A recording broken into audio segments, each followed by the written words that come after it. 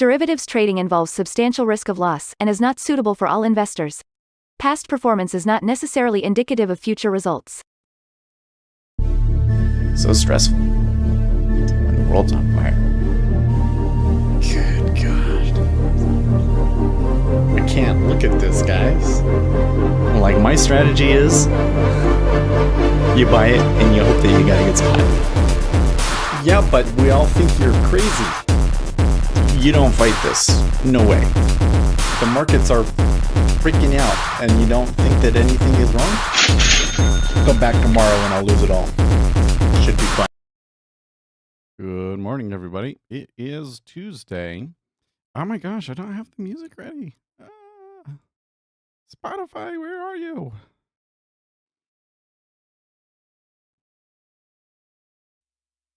There we go.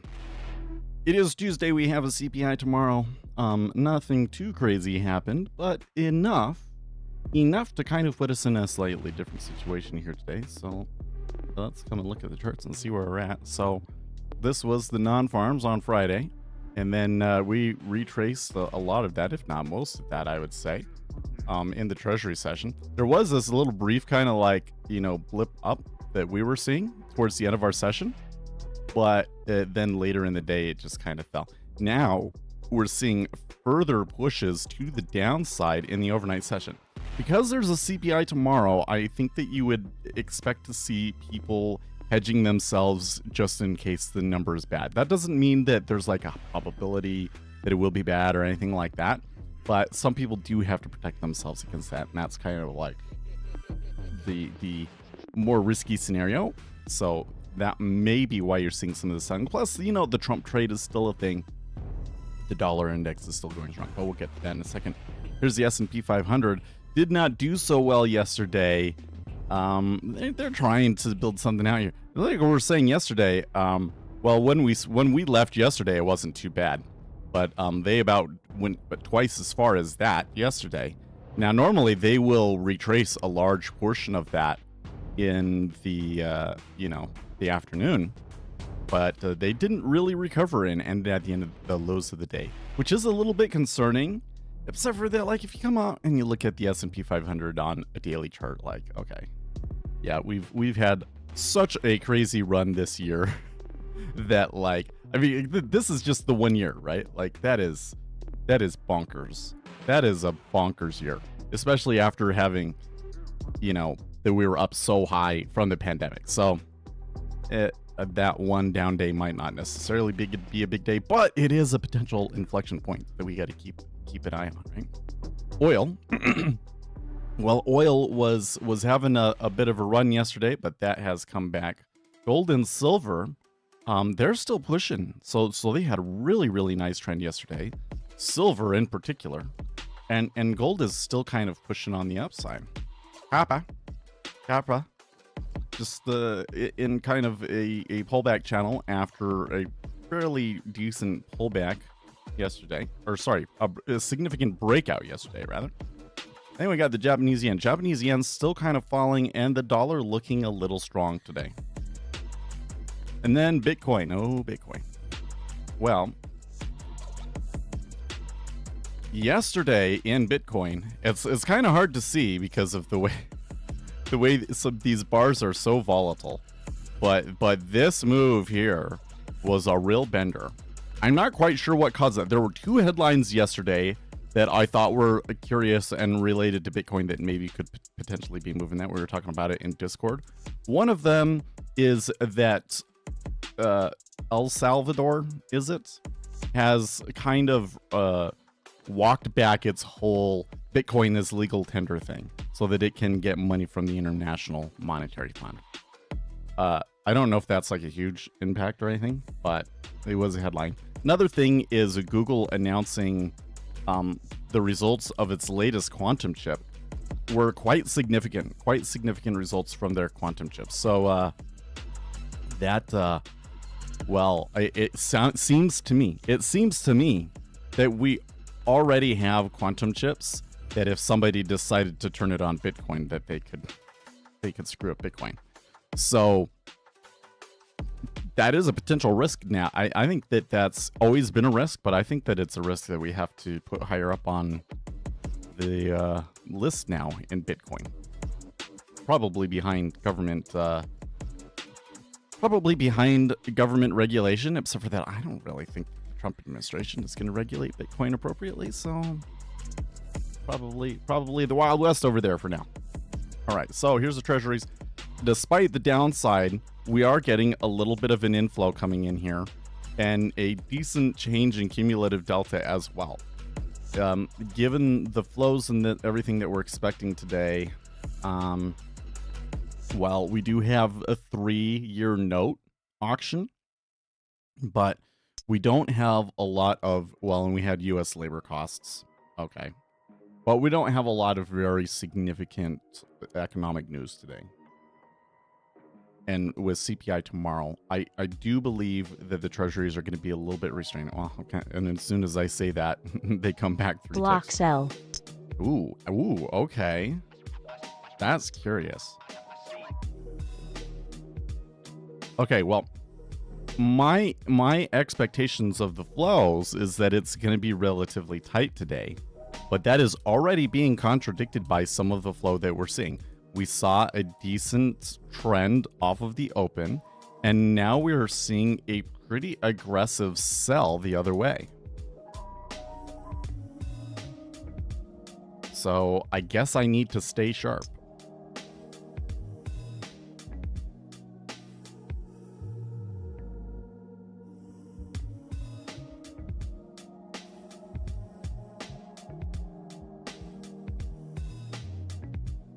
Morning, Uzi, Ray, Amir. You're on time today, Amir. It's good. I'm very proud of you.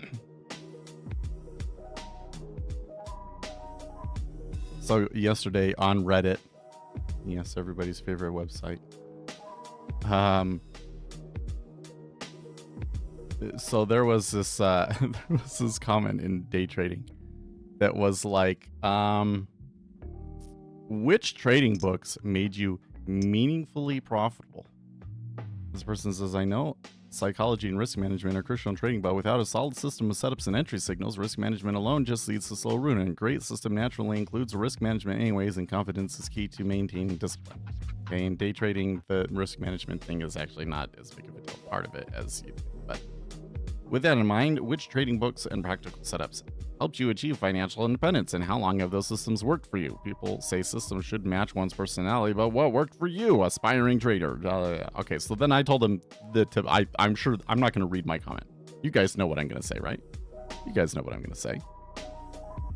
But like this guy, he comes back and he's like, no, I think I'll follow the advice of people with public audited records who have been trading and beating the market thoroughly for decades. I'm sitting here like, okay, so if you know of such a person, then why are you asking this question? Like, what? I didn't understand why equities were down yesterday. I don't know if there was necessarily like a huge reason for it. We're like way overextended. Is part of it. Not that I'm saying that like yesterday was like a turnaround or anything. It's just like, you know, the dollar looking a little bit strong. That can be enough to like halt the momentum, and you know, lots of people afraid, trying to keep their profits and everything. I don't know. We'll see.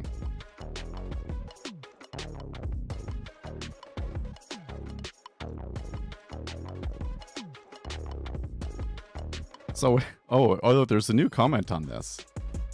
So I said, okay, sure. But then eventually you're going to come back and you'll remember my comment, and you'll come back and do the empirical research route. And he says, your reply shows me your ego is not as fragile as other people whose comment I criticize, as it shows minimal defensiveness. Why can't most people just accept criticism without calling the other person disrespectful?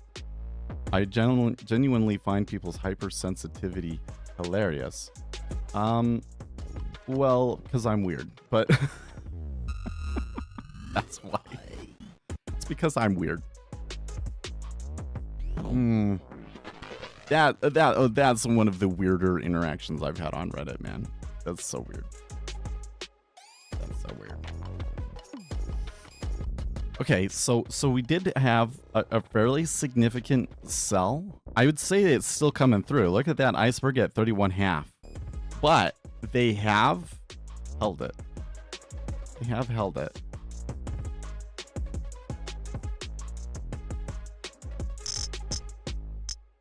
Dude, so another thing, I've kind of been avoiding talking about this because, I don't know, I don't really like the social media conversation around it, and I tell you what, like, liberals, they're kind of weird. So somebody goes and shoots a CEO, and they all of a sudden Reddit is excited because they think that maybe we're going to get universal healthcare, but that's like the most likely outcome from that is not universal healthcare. Okay.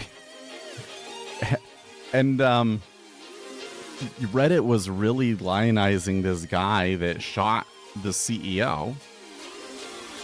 And yesterday, supposedly, they caught him. I'm going to say alleged. I'm going to say this is the alleged killer. Luigi Mangione.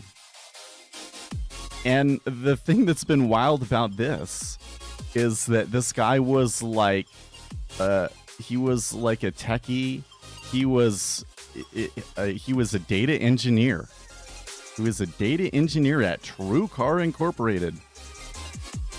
And like, I've seen people like, that was kind of my side of the industry, man. And I've seen people post things that like they did an interview.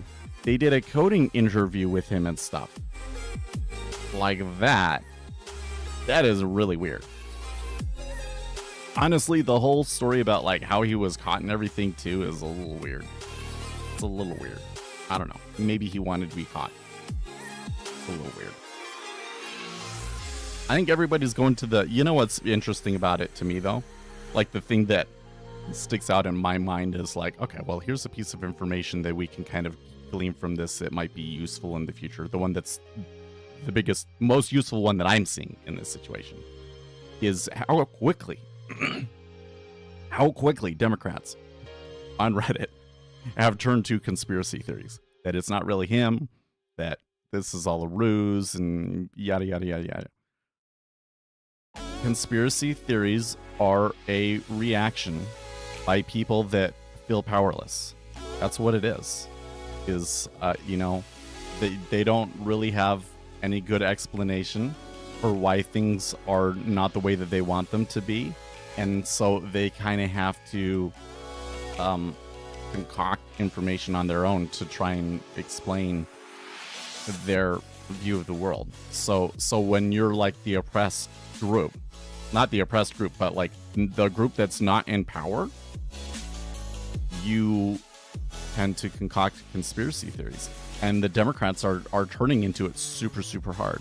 I think that gives you an interesting peek into what the psychology of the Democrat base is right now. That's how idiots think on Reddit. Yeah, maybe. You know, Reddit is a great example of bounded rationality, right? Like if you understand bounded rationality and you kind of go, okay, so using the shortcuts and heuristics that the average person uses, what are the things that are going to be the most popular on Reddit, or the opinions that are going to show up on Reddit, right? Reddit is probably the greatest expression of the bounded rationality result. No nuance to things. I was talking about the sell yesterday, just saying it was inventory was oversold. It was a distribution of inventory. Maybe. Didn't really seem to have any clear trigger. Catalyst. Didn't seem to have any clear catalyst, you know?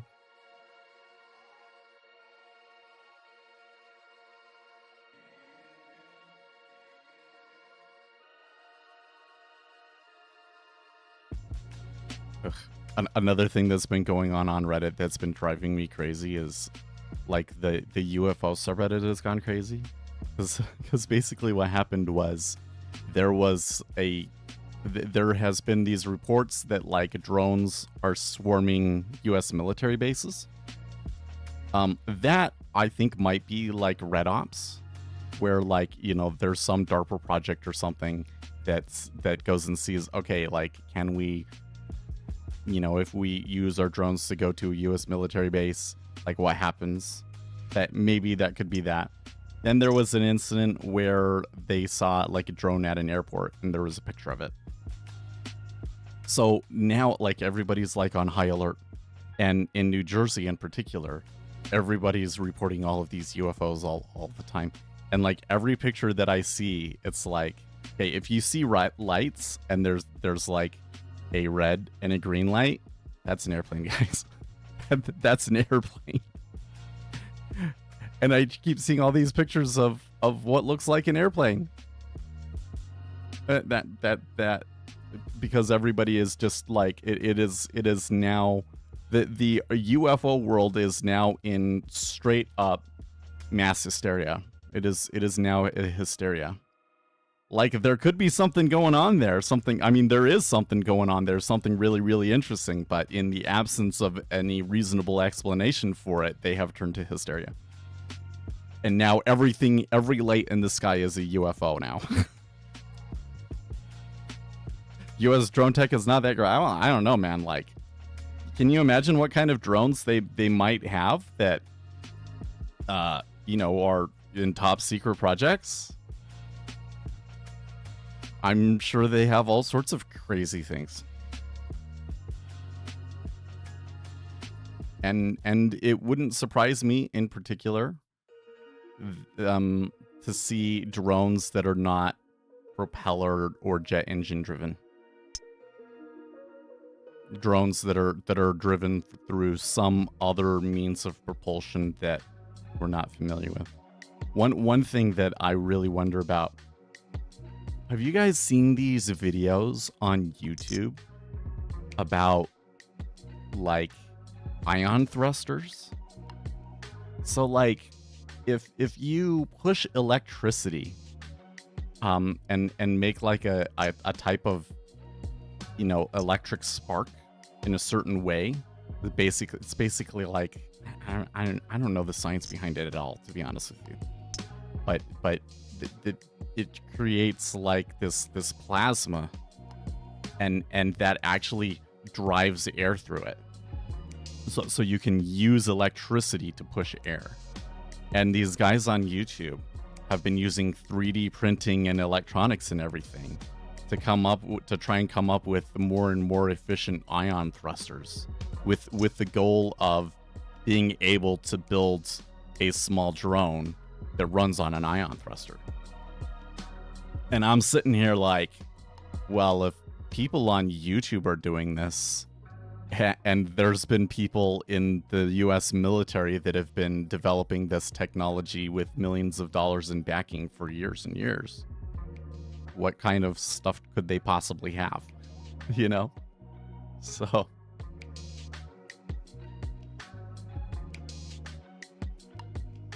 hey man, hey, what's up? Are still watching those candle chart and numbers? Wait, what are you talking about? I feel like you were referring to something that we were looking at the other day, and I don't remember.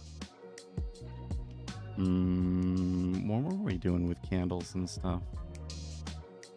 I don't remember now.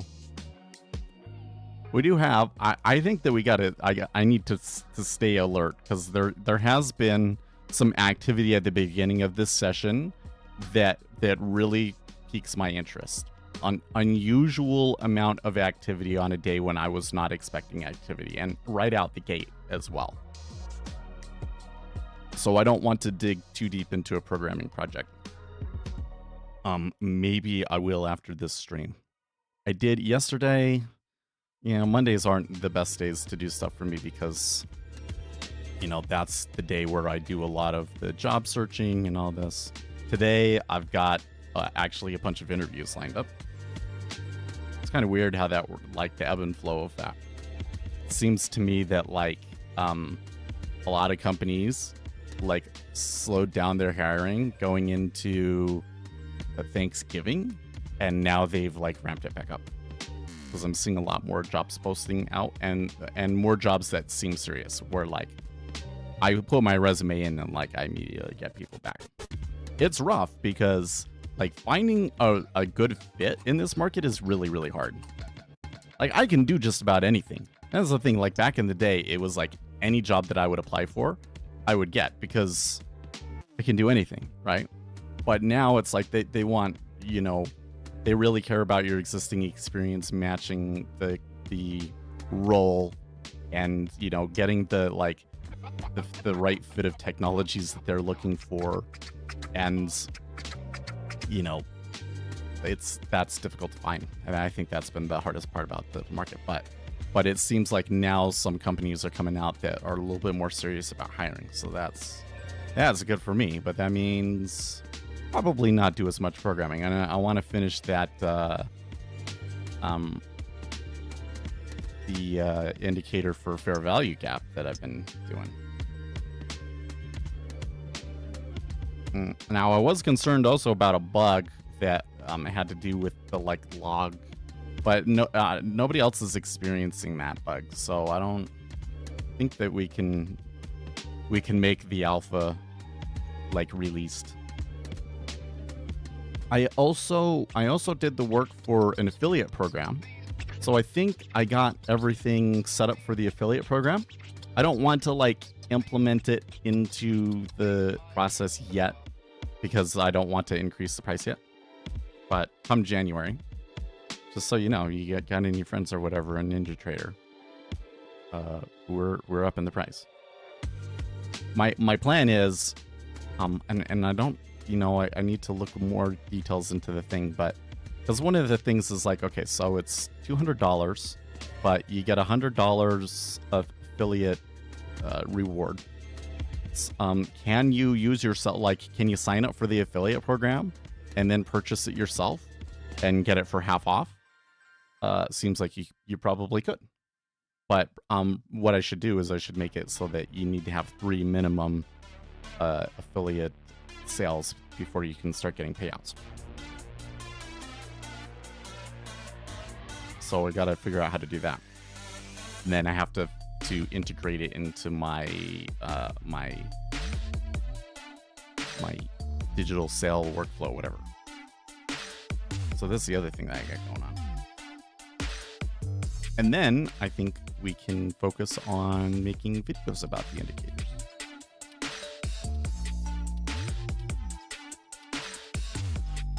To land an interview, you have to show off and be egotistic on your CV.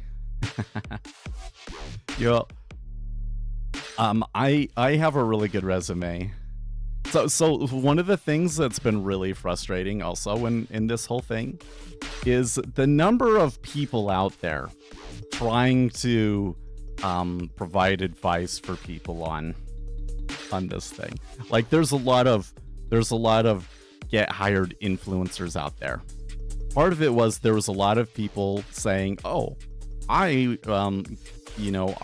landed a job at a fink company. I'm going to show you how to do it as well." And there were some people that like became really big and, you know, like Tech Lead on YouTube, that guy that kind of he made his own cryptocurrency and rug pulled his audience.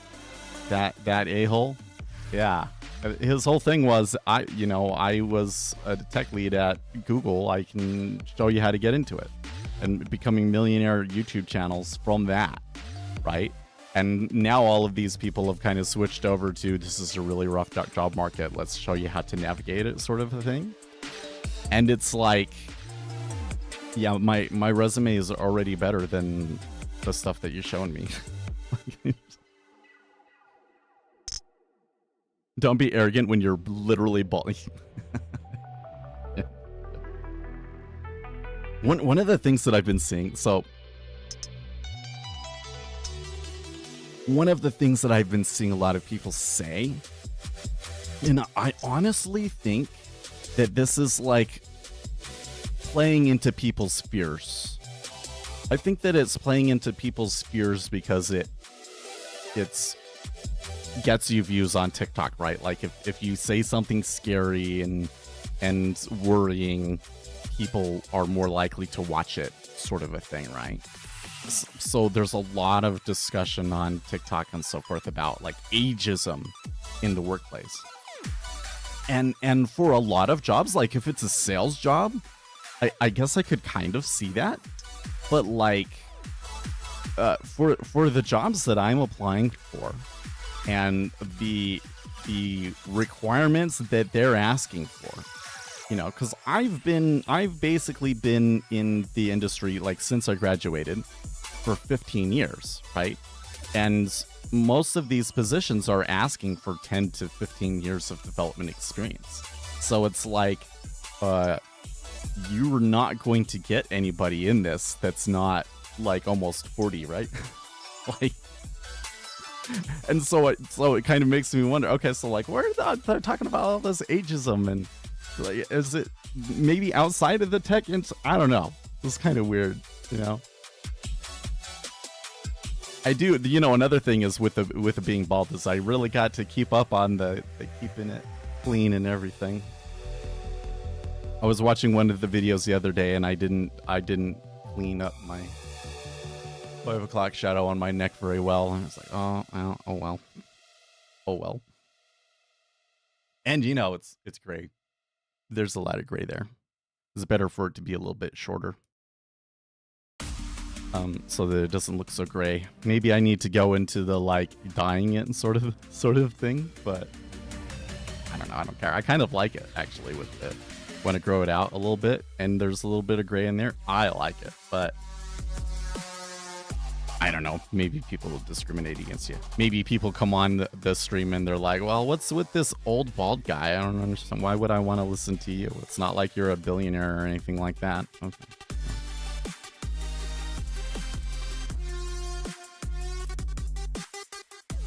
You're literally bald as opposed to metaphorically bald. Anyways, I don't know. We'll see. We'll see what happens. Because again, so the problem I've seen is like finding a fit. Like I've had a lot of these jobs that I've interviewed for, and like after the first 2 interviews, I'm kind of like, well, like if I get the job, like cool, we'll go for it. But I don't really think I want this job. There was one that they wanted you to work weekends or something. Another one is like, I would really like to get into the finance industry again, but like the people that are hiring on that side are like banks, and I'm not so sure that I would be able to do this if I worked for a bank. So those are maybe not good opportunities. What do you think about Tom? You know, I really haven't gone into him a whole lot. That, you know, I keep seeing his name thrown about, and I've looked it up, and you know, like as far as I can tell, is just kind of like the typical guru guy out there. I do get told those sorts of things a lot, but I think that's because like, okay, so like when you're in the day trading influencer space, there's like 2 main approaches, and people will incorrectly put me in one of these approaches. So the one approach is, hey guys, I made like hundreds of thousands of dollars and you should follow me because I've become rich from day trading, or you know, I do this for a living, yada yada yada. Okay, there's a lot of that. I mean, that's most of the people that's what they do, right? And a lot of these people are really, in my opinion, taking people for a ride. Like, they probably would not be able to live without the probably millions of dollars in income that they're getting through their YouTube channels. Like, it's wild to me. You're supposedly making all this money from day trading, and I don't have anything against like providing a course or a book or anything like that, but like when you're providing a trash course that's like way overpriced, like what the heck are you doing, right? And there's a lot of that, right? And then you see them like that, like they keep pushing those things harder and harder. It's like, oh, is the trading not working very well? Well, Angel 1201 says Meet Kevin. Does Meet Kevin have a course now? I mean, the weird thing with Meet Kevin is that I don't really know what Meet Kevin's claim to fame is. He just got popular on YouTube and I can't explain it. And I don't think that he ever came in and said, well, you should follow me because I have all this money. Of course, now that he has all this money, he's doing all of these things, investing with it. It's interesting content. So, like, I don't know, whatever. Yeah, so Tom, yeah, he did work at a hedge fund. His net worth was around 200 million, really? Well, okay. That's curious that he's into the day trading at that point. The weird thing about day trading is it's like, the person that is like ideal to make money from day trading, because you have a really, really high risk tolerance and you already have large amounts of capital to work with, is going to be too busy doing other things, right? But I don't know if Tom Hogard is necessarily telling people to day trade either. I don't know. Okay, but anyways, that's like the one kind of way that people become influencers and or the approach like promoting themselves as influencers, right? Is they rely very, very heavily on like the social proof aspect of it, right? Then there's the exact opposite, that they will spend their entire time dragging down other people, which I definitely will like fall into that trap a lot, because I see a lot of stuff that just really bothers me, man. There's a lot of things going on in this space that really bothers me, and I'm ADHD, so I kind of have that heightened sense of justice sort of thing, where like when I see people doing or saying things that I know are incorrect, or I know that they're lying, and I feel like that they're causing people to waste their money, it really bothers me. It really, really bothers me, and it's hard for me to not say anything, you know? But that's not the approach that I tried to take. The approach that I tried to take is, hey, I'm just a regular guy. I'm showing you my trading. I'm struggling just like you guys. I've had periods where I understood that market and I did really, really well. I've had periods where I didn't understand that market and I did absolutely poorly, terrible. And whether I'm going to do well in the future is mostly a function of how well I understand that market. And, you know, you can't understand them all. You know, you don't know I don't know everything. But what I have that other people don't is a really sound understanding of the empirical research around these subjects. There's a lot of empirical research that a lot of people have ignored because they don't understand the implications for retail traders. They think that it's only about professional traders, or they don't understand its implications for day trading. Because, you know, in the business world, there's really more about swing and portfolio strategies. And HFT is kind of like this closed off space that you don't mess with. And so everything that I'm telling you, I'm trying to back with empirical evidence as much as I can. And that's my approach. And I believe that for day trading, that's really the only valid approach. That this whole thing of like, go and find somebody that's already made a ton of money and yada, yada, yada. There's like a huge flaw in that, because you won't necessarily be able to duplicate their results. They could just be lying. It could be luck.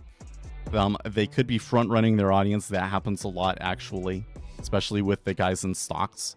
There's a lot of people that have done pretty well as influencers, and really what they're doing is they're front running their audience. So, you know, that's kind of my approach. And I haven't seen anybody else talk about this, right? Like, if you come across another guy that has a YouTube channel over 5,000 subscribers that is actually like citing peer-reviewed research, then we would love to go and find it and maybe work with them, because I want to work with other people more and more and more. But the problem I keep finding is like the other people in the future space I don't really like. I don't really want to get that involved with. What do you mean by high risk tolerance? So like, if you come in and you day trade, what percentage of the average true range of whatever the instrument is that you're trading, what percentage of the average true range can you afford to take as a loss each day? So the higher percentage of the day's average true range that you are able to risk a day, the greater your chances for success are. That's basically what my backtesting suggests. I want to make a video about this, but I'm not 100% sure how I'm going to approach it, but I think it's going to be a video that I put out in January. Basically, every backtest that I've ever done, if you go in and you add any kind of a stop, especially like a set stop, like a stop, you know, on a set number of ticks, on almost every backtest I've ever done, reduces your overall profit. Makes the strategy worse. They say it's all about risk management, but then it's like, yeah, but like having no stop makes you do better. Because really what it is you make more money the more risk that you take on. So somebody that is already well off, like somebody that's already making, you know, $150,000 to $200,000 a year, those are better candidates for day trading futures, right? So they already have a huge source of income, and they're able to risk tens of thousands of dollars on it. And if they lose all of that money, it's like, oh well, right? So that's why, by the way, you're gonna, if you go on Reddit and you go into like these Wall Street Bets subreddits and stuff, you're gonna find all of these people that have like, that they've lost like $50,000, $100,000, and you're like, where do they get all that money from? You know, like people that just inherited it and they don't know what else to do with their lives, right? Those are good candidates too, because you need a person that has a high risk tolerance, both in the amount of money that they can risk and in the personality. So I think I'm kind of in the middle. Like I'm kind of on the edge of, I can take a lot of risk, but I've been shoring up other things and then you know, I lost my job. So, but I still think that we get a new job, and by mid next year I'll be to a place where I really feel like that I can really take on bigger risks. Right. But then the issue is that for somebody that's making that much, how are they making it? Like they usually don't have the time and interest to put it into day trading, right? So it really takes a peculiar person to really even be like a good candidate for it. Bruno Spraya says, why are you testing so many strategies? Well, we want to know as much about the market as possible. So typically what I'm doing is when I create a strategy, I am trying to see if a particular behavior or property of markets is actually a thing. And then once I have enough evidence to support whatever that theory is, then I can incorporate it into my larger discretionary strategy. Now, what I have found through my backtesting is that if you take a single time price series, like you just have a 1 minute chart of the S&P 500, and you're doing some sort of mathematical analysis of that it is extremely difficult, if not nigh on impossible, to find an edge in that. All of these things that people talk about, like price action and all of these things, my back tests suggest that they don't work. And when I'm trying to find a property about markets, I usually try to narrow it down, because I know that especially if it's something just about price, that I'm not necessarily going to be able to find a scalping strategy that makes money from that. But we may be able to, if we design the backtest correctly, we may be able to demonstrate a property of markets that we can use to our advantage, though, right? So yes, I spend a lot of time backtesting, and honestly, I'm a really good programmer, and I'm a better programmer than I am a trader, even though I think I'm a really good trader. And not everybody can do that, and so that's something that I absolutely try and take advantage of.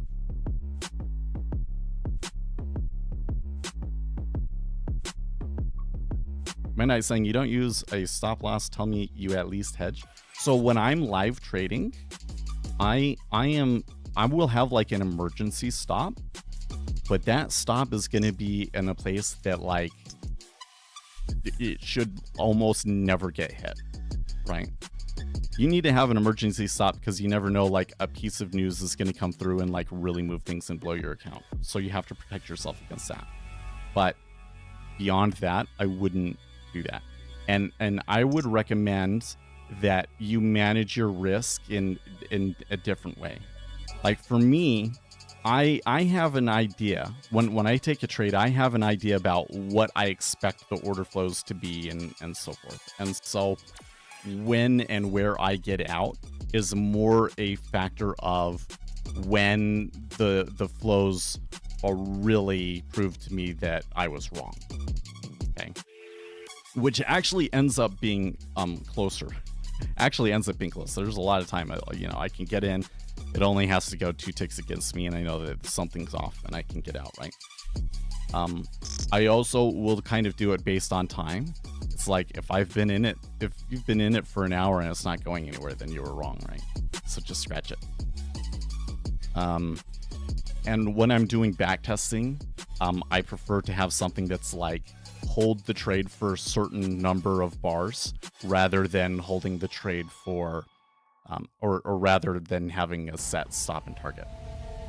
Because when you do that, then the stats that you get out tell you, is this signal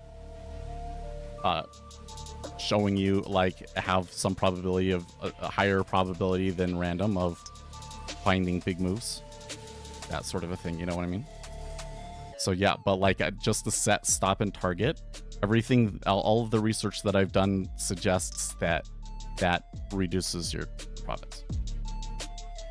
So it's not a mystery as to why retail traders fall. They are undercapitalized, hence why they fall prey to YouTubers pimping a strat that requires little. Yeah, that's true. That they will kind of push things that are low capital. And even if people were properly capitalized, they'd still have problems, though, if we're honest. If you want to maintain credibility, refrain from littering your screen with prop firm discount. Yeah, thank you.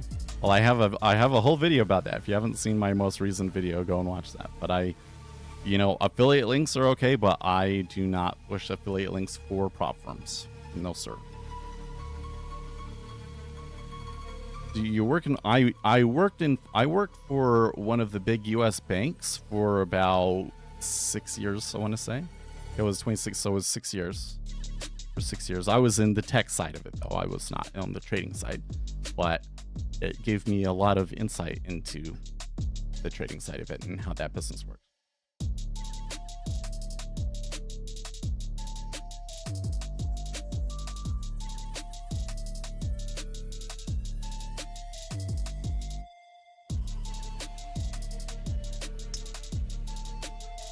Now, on that note, I am looking to like collaborate with other people and things like that more, and do like podcast style long form interviews that are like 60 to 90 minutes long and really go into a large number of subjects, but I'm not talking to people like Tom Hoger. I mean, I didn't know if that guy would even know who I am, right? But I have a list of people that are like, the people that I really feel that retail traders should be listening to. And they're not the people with YouTube channels that are saying you should follow me because I've made so much money. There are people that are in the industry and that have done research. And so hopefully we will have more videos on that in the near future.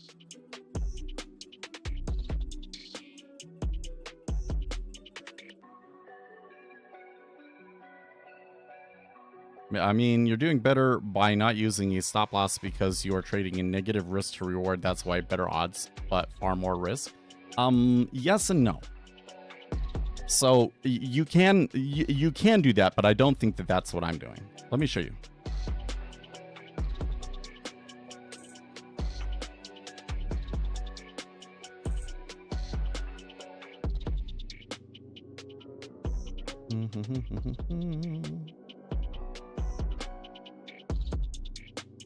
take me a second to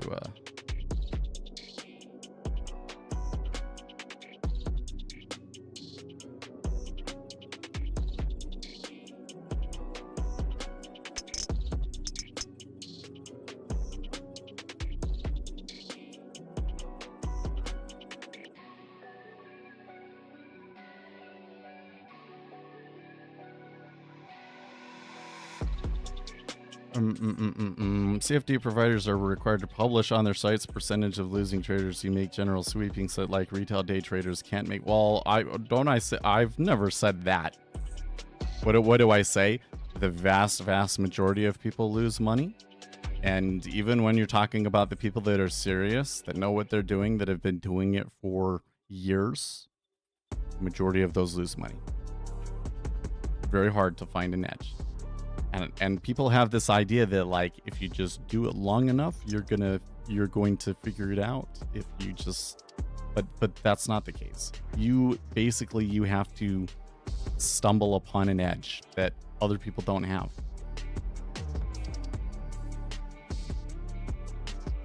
No, the stats don't. Yeah.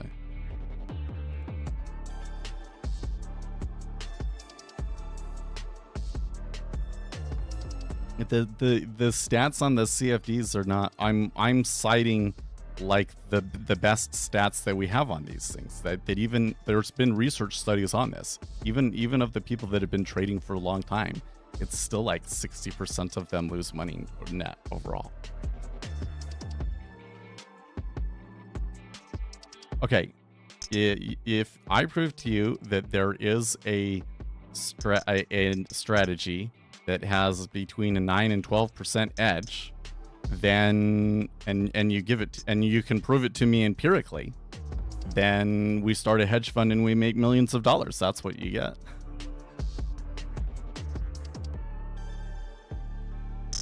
One third to 1/4 make money. Yeah. Okay, but and I don't understand why you think that's a win. Like, okay, so of the people that really come in and do this, like a quarter of them make money. Why would you do that? Why would you get into that? That still means the majority of retail traders lose money. And of those, let's just say that it's a fourth for like easy math. Of that fourth, how many of them were actually just lucky? So yeah, I'm getting a little distracted here. Let me pull up this.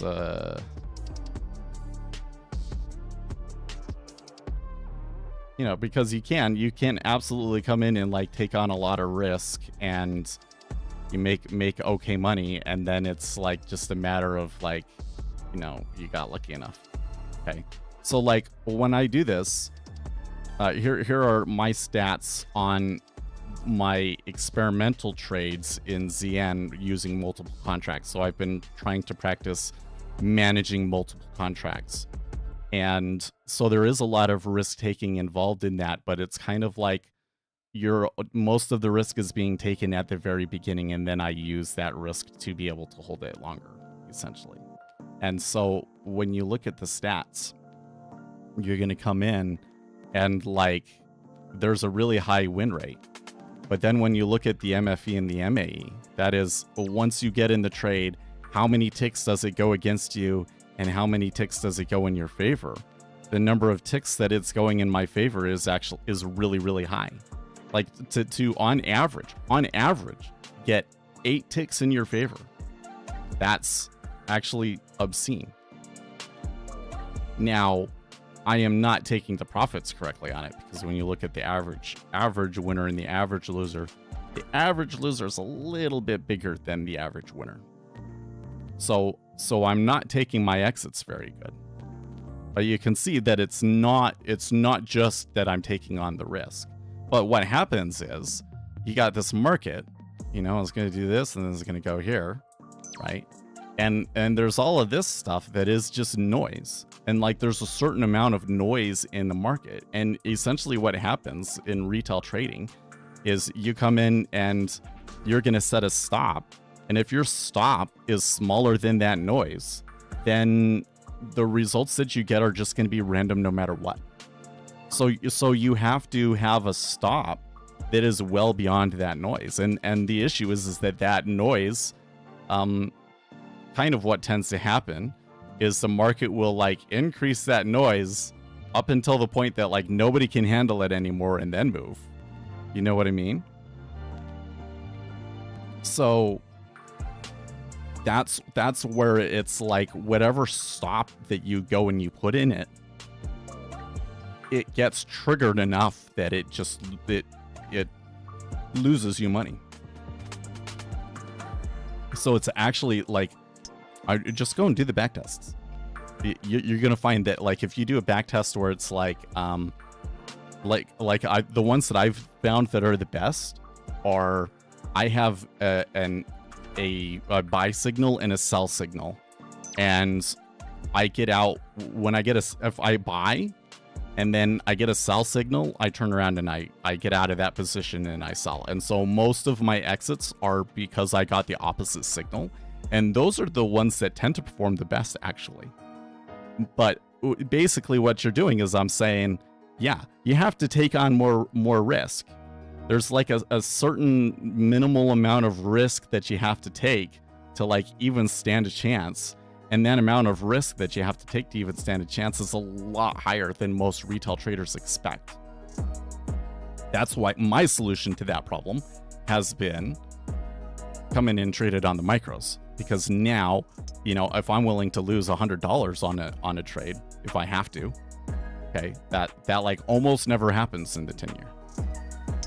Right? And so then I come in and, you know, I'm just in it for the time that I'm on here, and I'm able to just be in the trade for as long as possible. And, you know, it maybe goes 20 ticks in my favor, 20 ticks against me. And that's like the average one. Those stats that I was showing you, it's not that. Those stats I'm showing you is on CN. But so you see what I'm saying? So it's not necessarily about your reward, and I'm not talking about your risk reward, your R factor. I'm just saying like your minimum stop needs to be bigger, and the larger of a percentage of the instrument's average true range that stop is, the higher your probabilities of success are. You still need like a real edge and everything to make money from it, but you know, having your stop too small is probably killing like, you know, 70% of retail traders, you know. You should be comfortable enough in your strategy and risk enter a trade and just walk away from your terminal from the session. Maybe. I wouldn't say that that's true for all strategies. Okay, anyways, let me go back a little bit here. Quick segue here. Can I ask you something? If someone buys a different real-time data like CQG and Rhythmic, will upgrade like Pro Trader? I do not understand that question. Most people are retail traders in futures that aren't using like NinjaTrader or Sierra charts are using either Rhythmic or CQG data. Okay. Now back to Midnight things. So I have 1 year of broker statements, so that's not enough. No, actually, unfortunately. Okay, so how do you prove it? So the first thing is, if you start like a commodities trading pool, that would be something that we can do. I have the certification for a commodities trading pool, and the rules with a commodities trading pool is you have to provide 5 years worth of your trading, and like if you're even running other funds, you have to show like the performance of your other funds. Okay. Either 5 years, or if you don't have 5 years, the whole history that you have. So if you only have 2 years, then you have to show the full 2 years. But the industry standard is 5.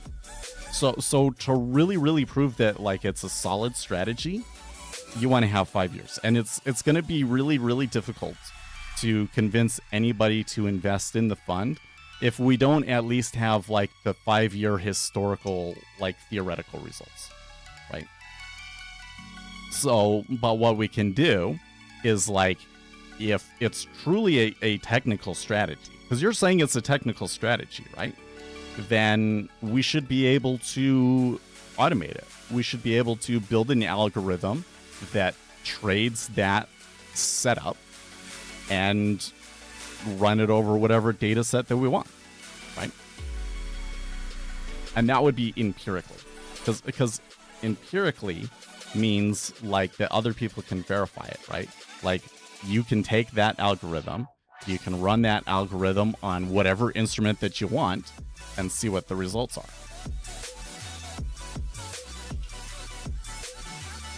Yeah, and it can be automated, and I if something can be automated, I can figure it out, right? So then we would be able to go back and see the performance of it. Unfortunately, what happens is once you start backtesting to something over more than 5 years, you find out that it doesn't actually work as well as you thought. Is the problem. And like an edge that, like you're saying, a 9 to 12%. So does that mean like 9 to 12% per year, and you're just using NQ, and you're just using the time price series from NQ? I'm so supremely skeptical. I do not believe you. And I can't tell you, man, how many times I've been through this too. Like dozens of times where, somebody will come in, they'll say, oh, well, no, I got this thing. It totally works. And I'm like, okay, well, then let's do it. And then many of them, like really simple setups. And so we just program it on stream and show them that it doesn't work. And they're like, oh.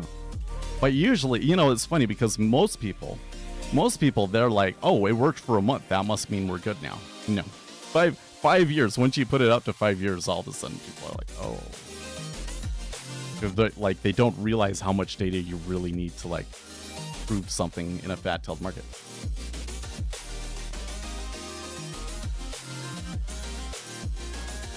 I get stopped at break even a lot. Well, so if you're getting something that like you really want it to run, and then you don't really give it a long lead, that can work. You're not necessarily going to have a super high win rate with that, though. You're going to have like a couple of really big winners, and then a couple of moderate sized losers, and then a bunch of just break evens. That's totally okay. Like an ideal scalping strategy, like if it was an HFT, I think that it would be like you would want to win 60% of the time and lose 25% of the time, and then the rest of them would be break even. That would be like a good HFT strategy.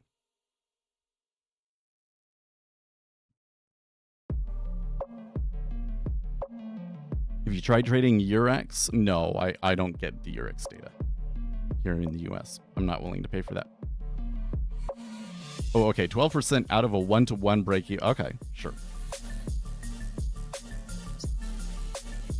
Yeah, so you have equal risk reward and you win 62% of the time. Yeah, don't believe you. Although if you have the broker statements to show that over a year, that's really impressive. I mean, maybe, with that, if your average winner and your average loser are equal, then that's really, or like you could pull up, if you had journalytics, you need journalytics, then you could show, right? You just go and filter it to the time period that you want and the account that you want, and then show it. Well, you can message me stuff on Discord if you want.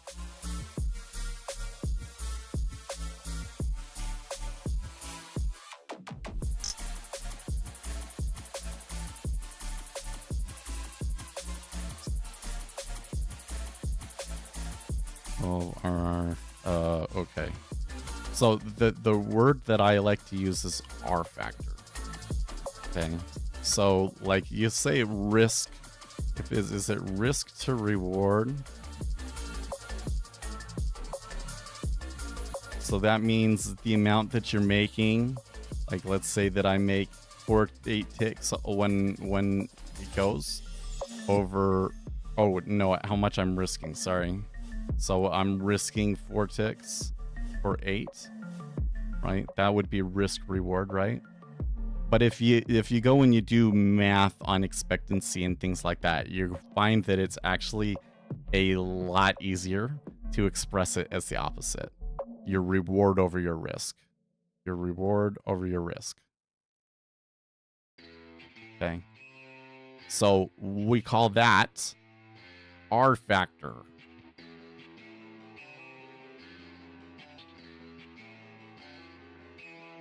So the way that you use R factor is like this. The probability of that you need to hit for a strategy to be break even is equal to 1 over 1 plus R factor. He says I gotta go. Okay, well you just hit me up on Discord. Anyways, so let's say that your risk reward, your R factor is 1. That means your winners are equal to your losers, right? 1 over 1 plus 1 is equal to 1/2, which is equal to 50%. Ta-da! Okay, what if your losers are bigger than your winners? Right? Like twice. So I think most people are using an R factor of 0.5, right? So 1 over 1 plus 0.5 is equal to 1 over 1.5, which is equal to 0.66. 66% for break even. And yeah, you can just use that formula.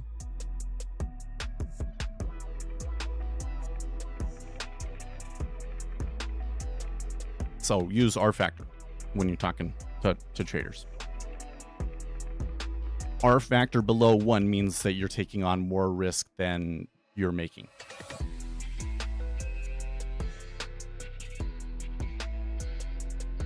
Which has some inherent issues with it.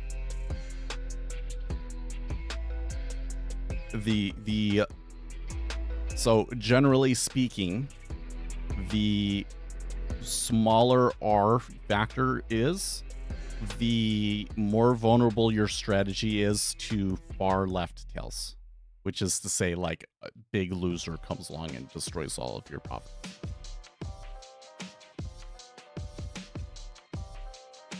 Sorry, I got disturbed. Yeah, I'm still back on, like, okay, so like 25% of retail traders make money, and then like what percentage of them were actually just lucky, right? And then you're talking about all day traders. I would argue that when you're talking about futures traders, that it's probably more like 5% of futures traders make money. Like the stats are much worse.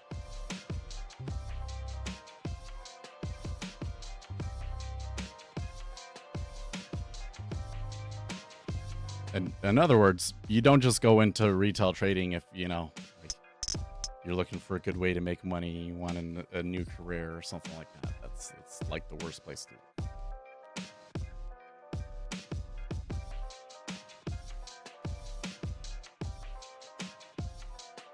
I mean, that's the point of it, right? You're not going to have success in it unless you discover an edge, something that is not widely known, that gives you an advantage over the other participants. And how are you going to find that edge? Do you have certain set of skills and abilities that are going to, you know, lead you towards finding those edges? Because corporations have like whole armies of people working on these things. And that should really make you think twice about whether that's something you actually want to go into.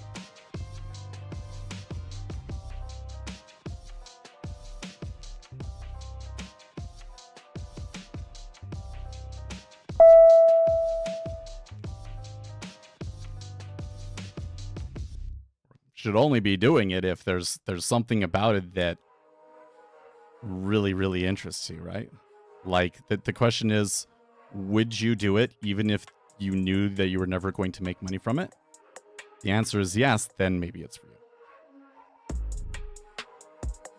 But I would bet you that for probably 80% of the people that get into day trading, if there wasn't money making in it, they wouldn't be interested in it. So let me put it a different way. Okay. If you're like, I want to come in and take risks and I'm willing to do all of the hard things to make money, you know, and I'm just looking for a good place to make money, and it doesn't scare me that like there's risk involved in it, don't day trade. Go and start businesses, right? Because you're going to make 20 to 30% per year from starting your own business. And it's a lot easier to raise the funds for that. You're probably, you know, like that's actually a much better gig than day trading. Start your own business. In fact, we have a business on Biz Buy Sell, selling stuffed animals that looks mighty tempting to me, but I am not in a place to take out $100,000 loan right now. Right. If I wasn't making money, I'd look at why. Well, but I can tell you why. It's because what you're doing doesn't work. It's just random, right? Like, unless you have an explicit edge, you're gonna lose money, right?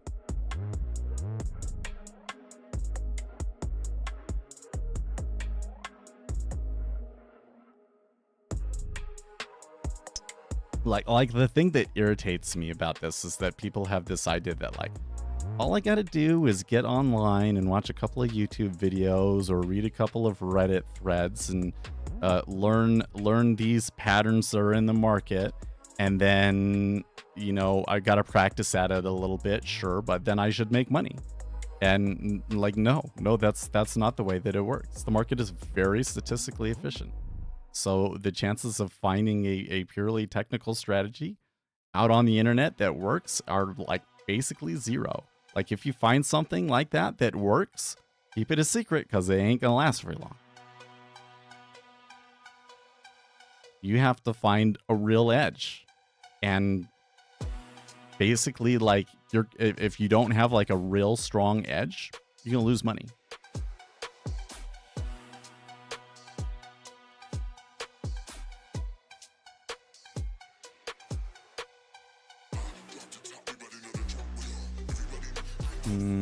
Comparing institutions with retail. Oh, why are you bringing that up, though?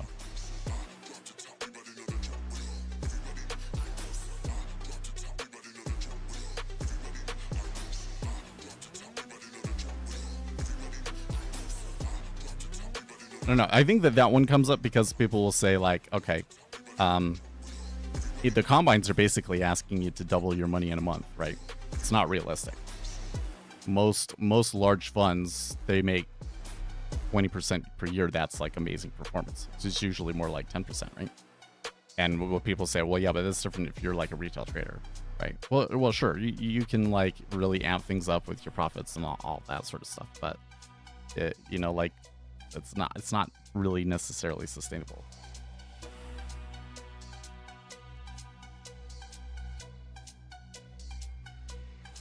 Friend-in-law works for JP. He tells me the horror stories about their traders. Isn't about, well, so most of the people that are doing trading at an institution like that are doing like over the counter stuff, right?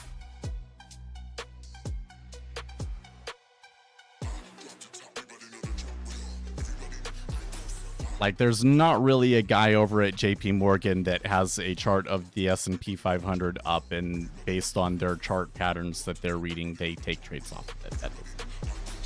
That's not a thing. Maybe there's some bond market, over the counter things. Maybe there's some quant hedge fund out there that does that sort of a thing. They use TPO charts. So at Goldman, I knew one person that kind of did the volume profile TPO thing. You know, they thought that there was some really interesting behaviors with it, but it was actually not widely used by them. But those were block traders, right?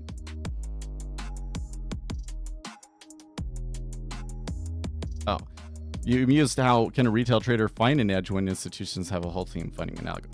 Well, okay, so a retail trader doesn't need as much of an edge, right? So there are certainly going to be things, properties about the market that an institution might not find it worth pursuing, but a retail trader could. So that's true. So that's a place that you can find an edge. But again, it's going to have to be something that like not everybody knows about, right? That's why it comes, that's why the success rate on it is so low.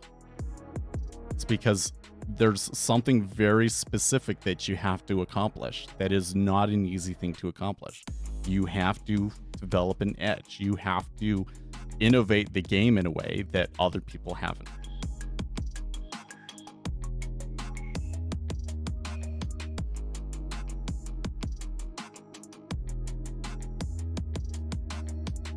It's a charting method? Well, okay. But so here's what I know about TPOs. Okay. There was Stottlemyre, I believe was his name, kind of developed this thing in the 80s and taught it to other people. And the guys over at the CME thought it was really cool and useful and started like selling the data for it. And so there was this time in the 80s when like everybody was geeking out about this. And then one of the people that kind of learned this stuff was the Mind Over Markets guy. What is his one? Mind Over Markets.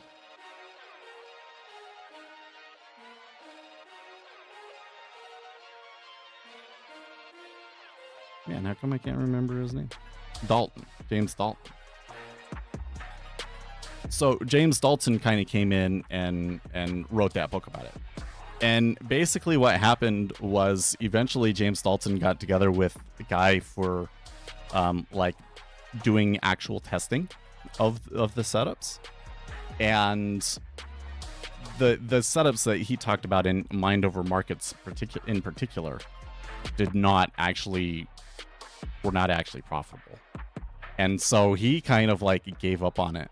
But then people loved it so much and kept begging him to teach them and stuff like that. So he eventually, after a long kind of hiatus, he came back and he's doing like, webinars and stuff like that, right? Okay. So the question is, do we have empirical evidence to back up certain things? Okay, well, first of all, we have empirical evidence that essentially contradicts some of the key tenets of auction theory, essentially.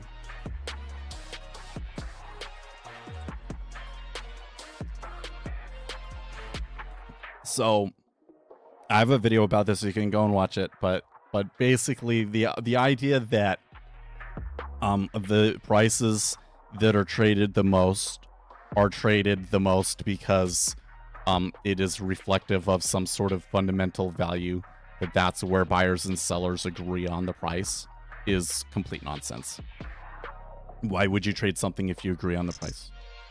That makes no sense. And the empirical evidence that we have instead suggests that these are just liquidity holes that are randomly formed by the liquidity being exhausted in an area and it getting stuck. So some of the key tenets of auction theory are broken, but that does suggest that like some of the things that people were looking at with the auction, and especially like how you get like these Gaussian distributions in the volume profile and everything, like there is something to that. There are things about the microstructure that cause those things, and you can use them to your advantage to some extent. It's actually kind of working against you by assuming that means something about the fundamental value of the asset. Okay, so that's like the stuff that we know empirically. Are there like now the setups and so forth that people tend to take with TPOs and volume profiles and everything like that? Well, I have a tool that helps you backtest these, particularly if you're looking at like value area high, value area low, and that sort of stuff. Point of control. So you can do all of the backtesting on that you want. but the backtesting, the kind of like the key setups that people talk about the most, did not show it any efficacy. So here again, we want to, like, I mean, you can trade whatever you want, right? But if I'm going to come on here and I'm going to tell people something, I have to have empirical evidence to back it up. And I don't have any empirical evidence to back that stuff up.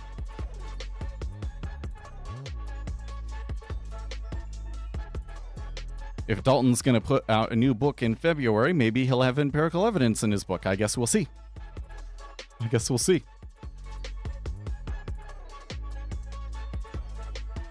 If it had validity, markets would never trend. Well, so in auction market theory, they have this idea that basically, like, here's an agreed upon value, and then if something changes, then they will continue to auction up until they find that new agreed upon value, right?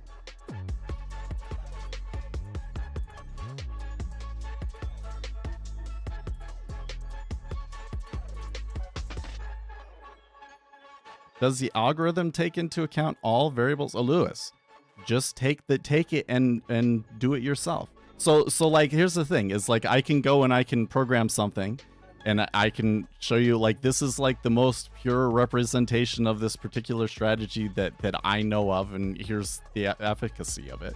And if you think that that's incorrect, then take the code and go and prove that you can do something with it, and then present the empirical evidence to us. Why is it that it always has to be like some caveat that prevents us from being able to look at it empirically, right? I feel like that a lot of retail traders shy away from the empirical evidence because they're afraid, right? They're afraid that if they really were able to empirically, verify or prove or disprove it, that would, like, undermine, because you build, like, your entire personality out of it and all of those. But wouldn't you, like, really want to just know for sure?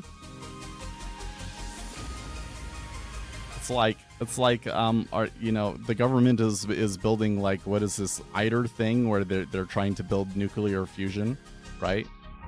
And can you imagine going through all of that and then, like, it not working out?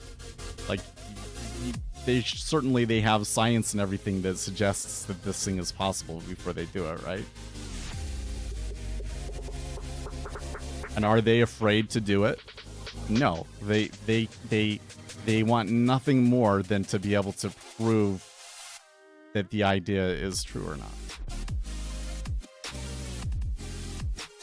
And just, I don't know, that you guys probably didn't follow what I was getting at.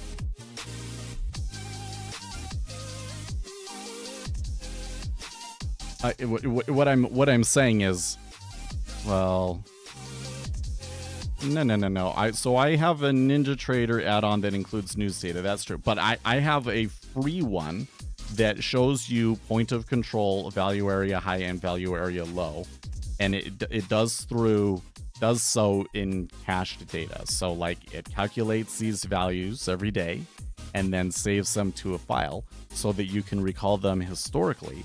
And you can do lightning fast backtests, right?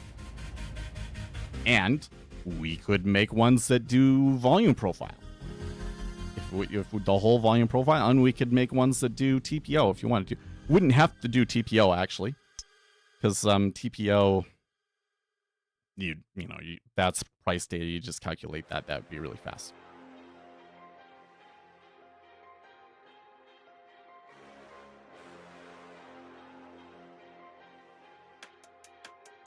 But sure, there could be external forces that will skew the results. Then show me something that accounts for those things and shows that there's efficacy in it. Right? What I'm calling into question here is the lack of interest and curiosity in generating the empirical data, right? Like if I come in and I say, well, I don't think that this particular thing works, or we don't have any evidence to support this particular thing, and you think that it does work, then shouldn't the thing that you should be the most interested in is, what do I need to do to be able to accurately program it and create that empirical evidence? But nobody ever is interested in doing that for some reason. What information is available to retail traders other than price and volume? Well, market depth for one, other instruments. So you're analyzing a single time price series. Dude, so now you're hitting on like the key insight that I was trying to give people earlier. Julia, by the way, good morning. Am I saying your name right? If you are analyzing a single time price series, unlikely to find anything. And all of the like known edges that like institutions take advantage of and all of that basically all involve violating that simple analysis, right? So for instance, okay, analyzing one time price series is not very effective. So what do? You take like a dozen of them and you analyze those together. And that's where you get statistical arbitrage. Multiple, one, you're not going to find very much. But multiple time price series, yeah, you can find stuff. You can find correlations and co-integration, and, you know, sometimes you might find that one lags and one not, etc., etc. Okay, right? You can look at market depth data. So that is beyond the time price series. That's an additional data series that you can bring in, and that's the way that a lot of high frequency trading strategies and futures work. Okay, you can bring in news. That's bringing in outside information, right? So single time price series, yeah, not very effective. So you think about all of the ways that you can get around that. Multiple series, bring in additional data. Here's all these other different pieces of data that you can bring in, right? And that's where you actually start to find stuff. If we want to learn the DOM, where can I get a demo account? So what I would recommend is you pick a broker and you get a demo through your broker. Is usually like the easiest place to go is to just go to NinjaTrader and you can get a demo account from them. They only last for 2 weeks though. So then what you would want to do is start a really small account. Like I think at Ninja you can start an account for like $500 is like the minimum amount that you put in there. And then it's like these days for data, it's like $50 a month or something. So, you know, like you could get 10 months out of that. You didn't trade it at all. Paul, there's a lack of interest of learning the facts in most groups, I think. Not just retail traders not trying, but so many people are just dumb and don't want to be not dumb. Yeah, well, so I think that there's a couple of like things about it. Like most people just don't have the skills, right? That's why I'm trying to teach you guys. I'm trying to teach you the skills to do that kind of analysis. That's why from when we have an opportunity, like somebody describes a strategy in a specific enough that we can backtest it. Like I write the code here on screen and we backtest it, right? Yeah, another one, Julia was like, I like the NinjaTrader DOM. So then it's like, well, you'd have to buy, or sorry, not the Ninja, the Jigsaw DOM. So with that one, you would have to like buy a Jigsaw, which is like $500, and then, but then you could get like a demo account and all that. Do you have an opinion on Jim Simmons and what about his models that made him so successful? Yeah, well, so the first thing that we know is that Jim Simmons started with momentum strategies. So that is like, so this is where it gets kind of interesting is like, okay, if you take a single time price series, 1 minute bars, probably not going to find much. 1 day bars, yes, there are empirically proven behaviors, and that's where momentum strategies come from. Okay, so I think that they started with momentum strategies, and it's about data. once you have the data and the data pipelines set up and the ability to really like mine markets statistically, then there's all sorts of interesting behaviors that the markets follow. And one of the keys, I think, to a lot of fun strategies out there is again, you're trying to predict future orders. So they're looking at something and they're saying, does this particular thing effectively predict future orders? And like some of the things that they're going to look at are like really simple, like what day of the month is it? Is the fact that it's the first day of the month predict future orders very well? Turns out, actually, yes. That, for instance, in the treasuries, that on the whole, there tends to be more buying on the first day of the month. Probably because dealers are like acquiring new inventory during that time, right?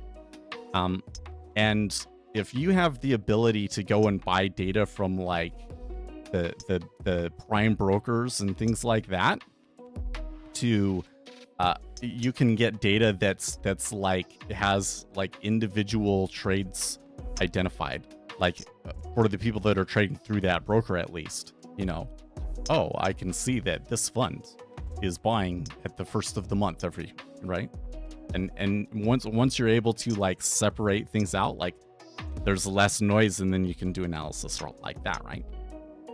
And another thing that I've seen done, so when I worked for Goldman, they had something called securities database, and it was like an object database where they would have like an asset like the 10-year treasury and like some model for how I calculate the 10-year treasury.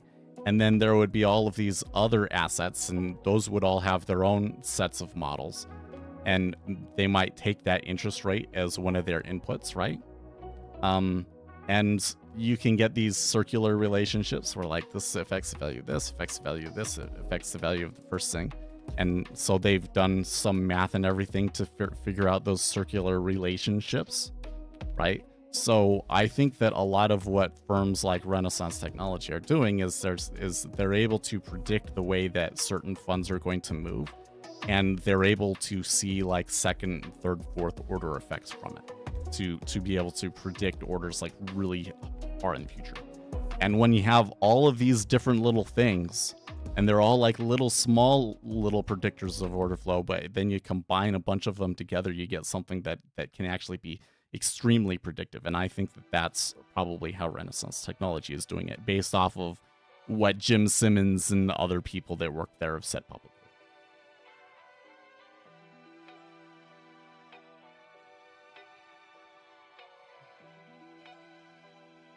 I tried Interactive Broker, but I don't succeed find the DOM. Afraid to purchase the DOM software. I'm not able to trade with help. Oh, well, you know, actually, so probably the easiest way to start would be Iron Beam. Yeah, Iron Beam has a demo. Like, you can go and sign up for the demo with your email. You get in on it, and they have like a little DOM, and you can try it for 2 weeks. But that's the key thing is it's like they only let you try it for 2 weeks, and it's going to be years of learning for you to be effective with the DOM.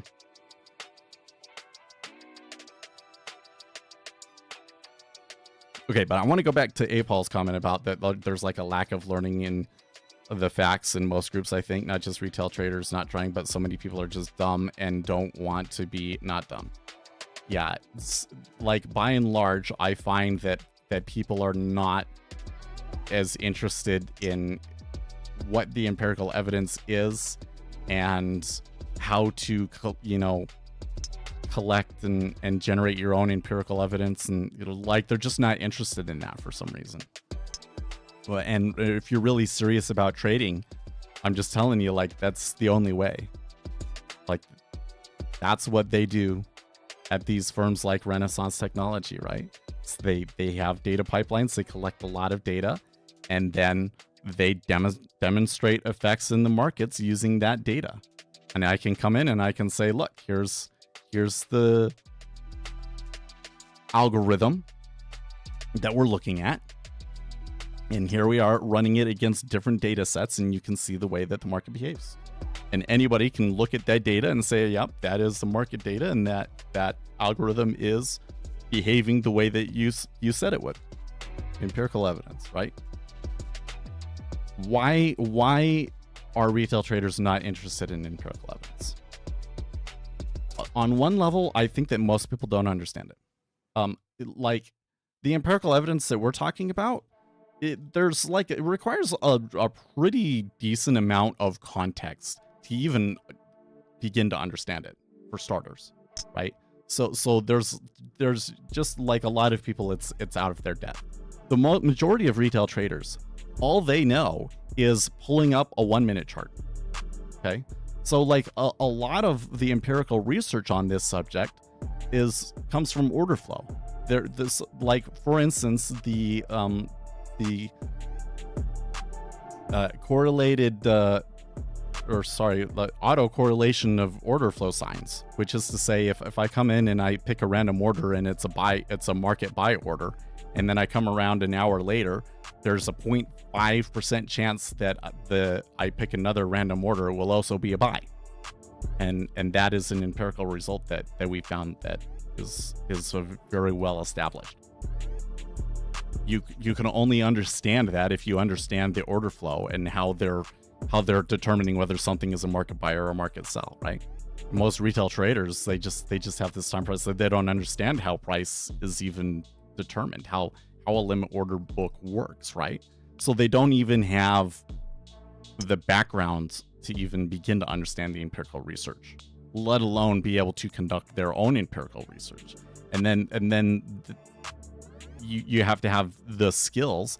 And then the next big roadblock is you have to actually have like the infrastructure to do it.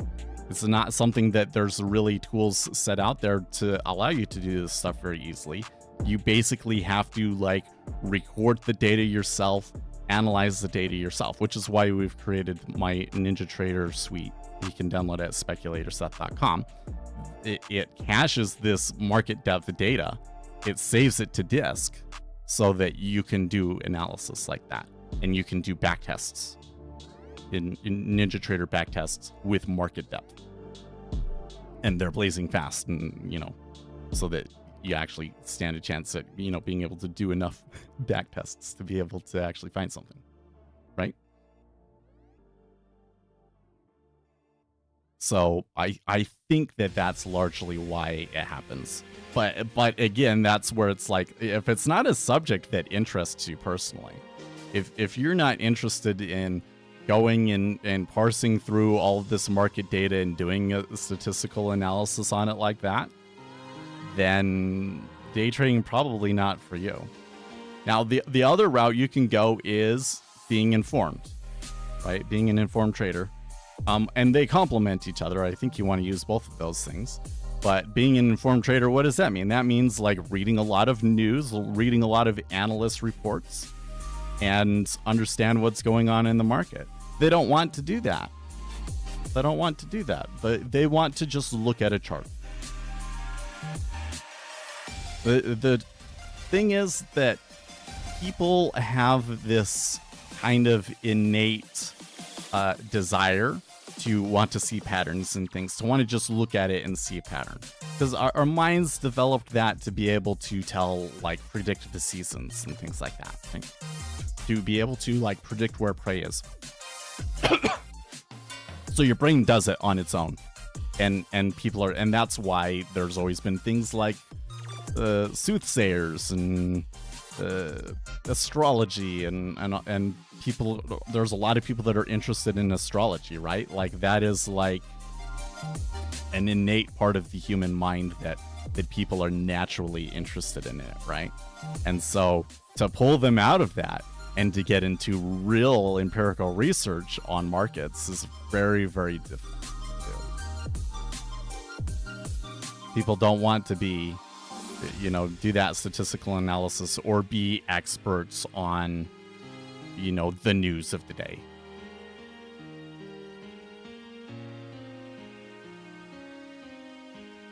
Oh, Julio, on what I think I was talking about Iron Beam.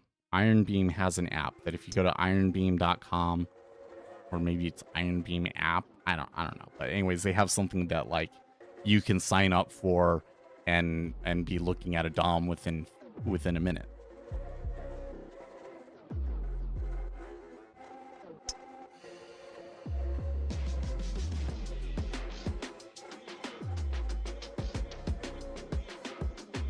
So the point of that big long discussion though was don't just tell me to like accept something on faith, or well, I know it works, but you know, like all of the excuses. No, like let's identify what the roadblocks are and get through those roadblocks and do the work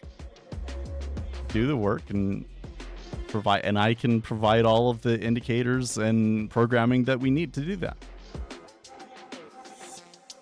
Because if you had something that really like equal risk reward and it works 19% of the time and it's just analyzing NQ, I want to see that. I almost start a fund with that. If that was really true, I would start a fund with it. And manage, you know, hundreds of millions of dollars using it as far as big as we could scale it up. And then when that stopped working, like maybe it got removed from the market or something, I would publish a study telling everybody about it. But I don't think it actually exists.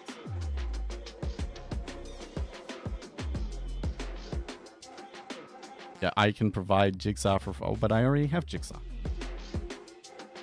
But if you give me your NinjaTrader machine ID, I can give you access to them. You used the demo before? So the way that it works, you go to speculatorseth.com and you download the indicator suite. It uses NinjaTrader's built-in licensing. And so basically from when you start it, it will allow you to use it like 2 weeks. It'll allow you to use it for 2 weeks. And then after the 2 weeks, then you have to buy a license. But I've had every week people that they've come back and they're like, you know, I've just come back to trading. I want to try it again. And I just extend it for them. So if you just send me your machine ID on Discord or email or however you want to do it, I can extend it for you so you can take a look at the most recent version. Especially for you, Amir. You've been around for such a long time. And then, like I said, I'm going to increase the price of it. I'm going to increase the price of it in 2025. And I'm going to have an affiliate program with it.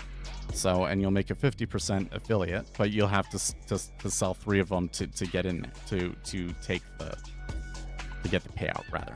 So you come in, you start the affiliate program, you buy it yourself through the affiliate program, basically giving you a 50% discount, right? And then you get 2 of your friends to sign up with your affiliate link, and then you've got the indicator suite for free. Actually, you've made money from getting the indicator suite, right?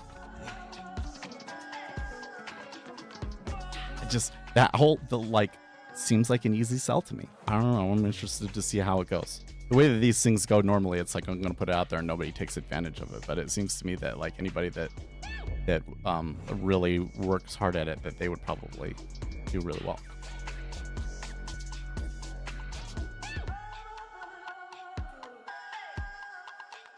And I guess on my side, I'm going to be trying to market it a little bit more strongly and make more videos on it. But I think I'm also going to do other things like one of the things that I come across occasionally is there's some sort of technical setup that retail traders really believe in. Like it's some sort of smart money concept setup, right?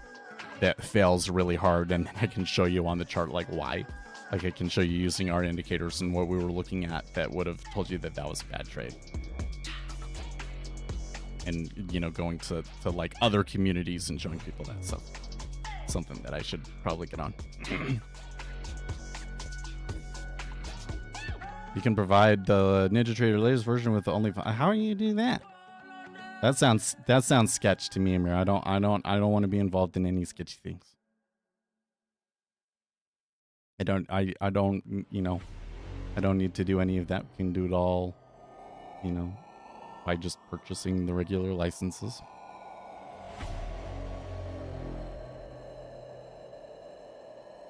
Oh, I don't think that that's accurate at all. Trading is the same as any career choice. Not everyone will make it. No different to any pursuit people try. No. The failure rate is so much higher than almost any other career path that you could. The only really like real comparison that I think that really fits is like pro sports. I think that the success rate on pro sports is even less than day trading. Okay, but it's the only thing that's like within the same ballpark. Okay. Would it make sense for me to say I'm going to become a pro basketball player and just put all of my effort and money into becoming a pro basketball player? Go and finding all of the people that are doing basketball camps that say that they're going to make me a pro and spend the money doing those camps and all of those sorts of things? No, because I'm 5'9". Okay. So that's chances of me becoming a pro basketball star practically nil, right? It does not make sense for everybody. Futures trading is not suitable for all investors. And I am not here to try and convince every person that has ever been interested in futures trading to do it, right? I'm only interested in the people that it's really suitable for. And that is going to be people that have available capital, high risk tolerance, interest in market news, and interest in analyzing the data. And if you don't have those things, I would recommend you do something else.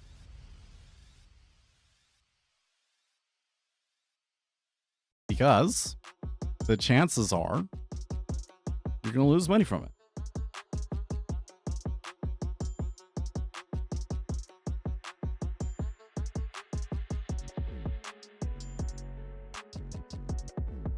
Sierra is a great platform, however, it's not the easiest to get fluent with. It's kind of the thing I don't like about Sierra charts is that basically what they did was they said, I can go and I can copy everybody else's features really quickly. And so this is what they did. Every time that somebody came out with a new feature, Sierra charts would copy it. And you know, you just like a normal programmer that doesn't really care about trading doing that. You just kind of get this mishmash. Everything gets smashed together. And so like knowing where all of the settings are and what the different possible settings are to get the chart set up the way that you wanted and all of that sort of stuff is really difficult because their interfaces and everything are just set up terrible because of that. And that's the thing that I don't like about Sierra charts. It's just like, okay, so like if I have two platforms that are roughly equal in terms of functionality, should I go with the one that is creating the new ideas or the one that is copying the other platform that creates those new ideas? And that's why I don't choose Sierra charts. I want to make my own platform, but I want to make my own platform because I have some of my own ideas, features that I want to put in there that I'm kind of putting into NinjaTrader, but it's kind of hard and there's limitations. And I want to be able to have the freedom of doing it from the ground up in a platform. And there's a large number of features I think would be pretty big game changers for retail traders if they're available.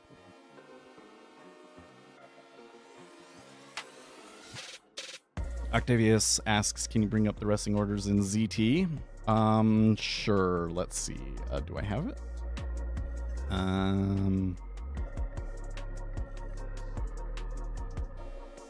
ZT. There we are. Okay. Well, it was pushing up against the seller cost basis up at 0.3 and we kind of just went through the stop out zone, so it kind of looks like there was a stop out there. Wow, dude, the cumulative delta on that, there's something big happened there. That's interesting. I didn't even notice that because the other treasuries did not do that, right? Like the 10-year, like, yeah, we came down, but it's like still just within the range. So something happened to you. Something happened to you there in ZT for sure. Wow. I voted for you to code your own platform. Yeah, I want to do it. That's why we're talking about the indicators so much more, right? And making an affiliate thing.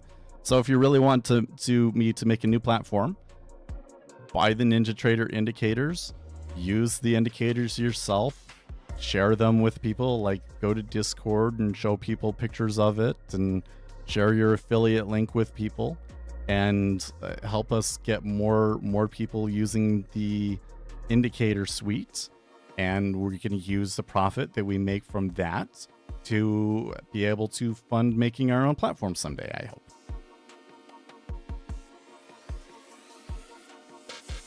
That's the plan.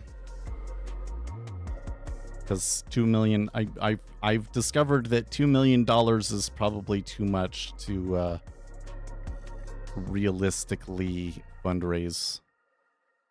We would have to give up too much control of the company to do it. It wouldn't make sense. So we need to bootstrap it.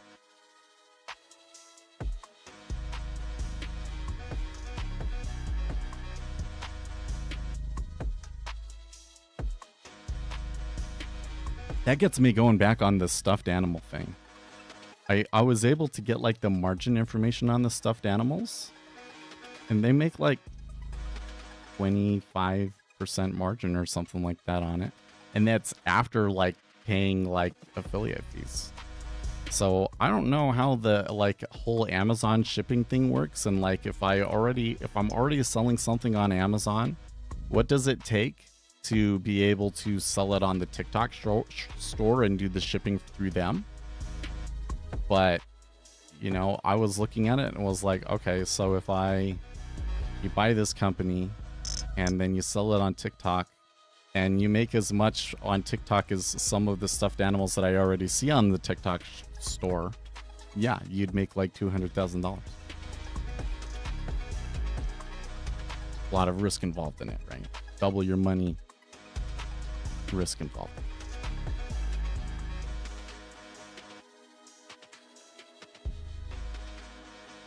Heavy MBOs, says Octavius. Yeah, it's just really interesting that it was so isolated to ZT though. Close my market analysis. There we go.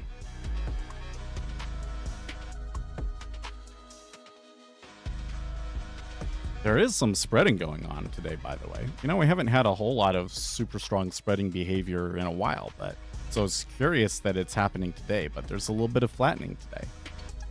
That would kind of, I think, suggest people hedging for CPI tomorrow, though. Like if CPI comes in line or under expectations tomorrow, then we should expect there to be like a huge steepener come through. Essentially, and that sounds about right to me.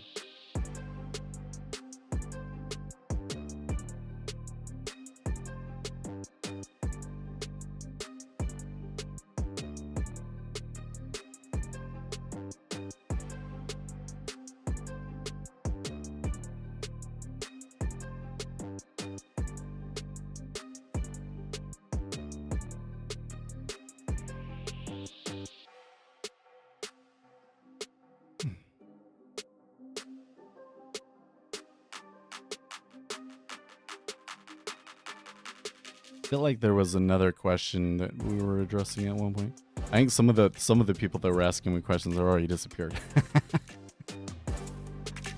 Or Ray chased them off, probably.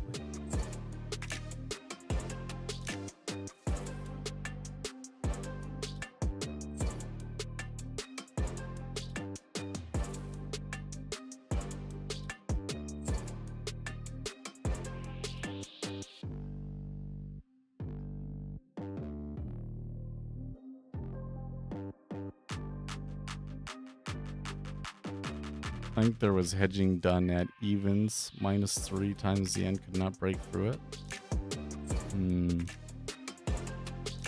It's kind of curious that the point of control is at that 31, isn't it? Because what's been happening today, I'm not necessarily seeing super strong evidence of like a liquidity hole per se. Is just like it's been really sloppy. It's been really sloppy, and that ends up just coming back to that line right there over and over again, right? But not really the best action for scalps. It's definitely a market that is in wait and see mode for tomorrow's CPI.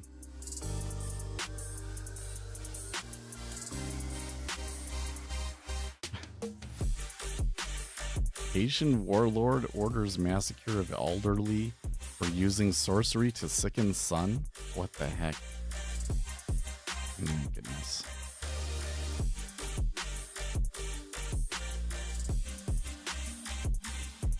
Netanyahu declares Golan is ours forever. Oh boy.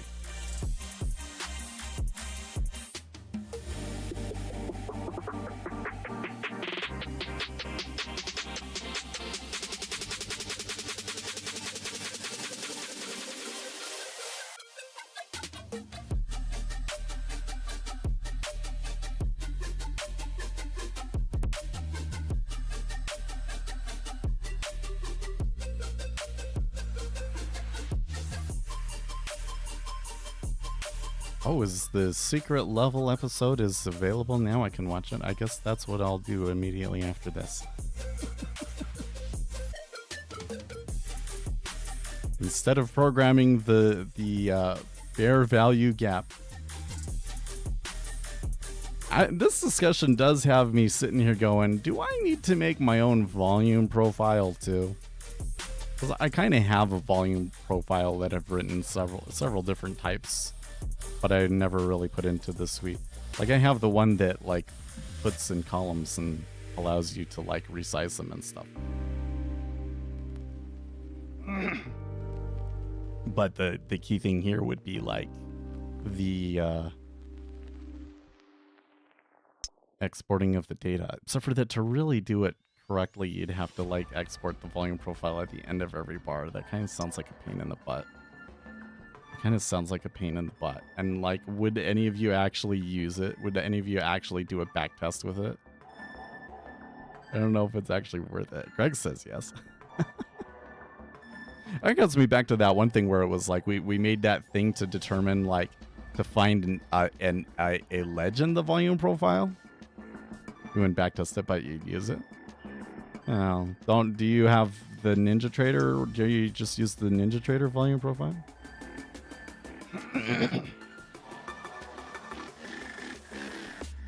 That's the thing, is it would do it in a different way, but it would basically do the same thing that you can do with existing volume profiles. Is just it would export the data too, so it wouldn't really be worthwhile unless you were going to backtest with it.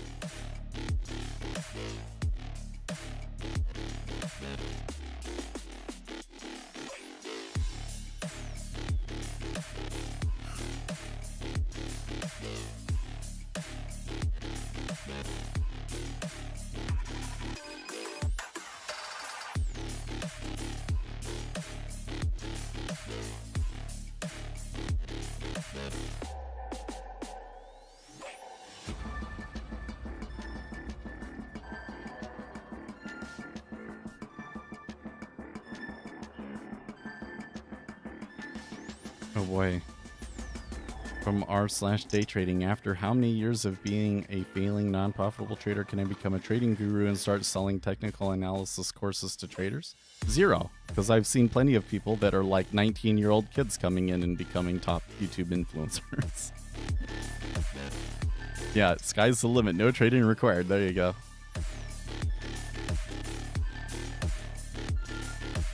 You can buy my course, How to Sell Trading Courses, and I'll get you there. Oh, that's what I need, man. Oh, you need to buy this guy's course. That'll help us sell our indicator package so that we have the money to build our own platform. Yeah.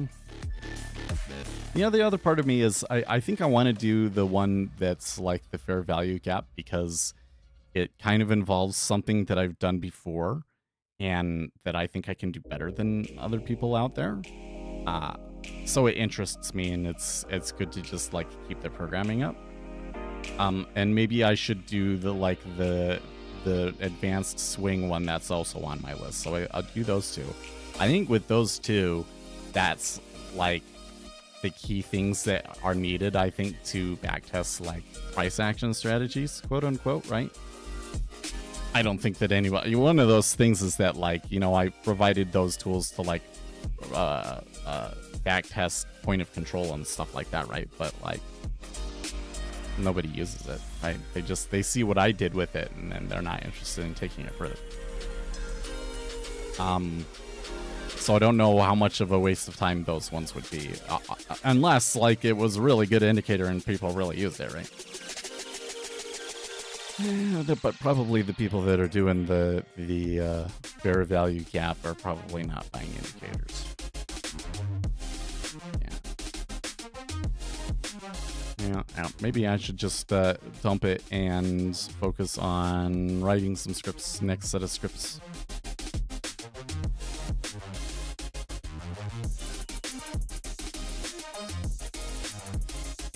I do think today I will take the alpha and put that on the website, though, and make that the full version.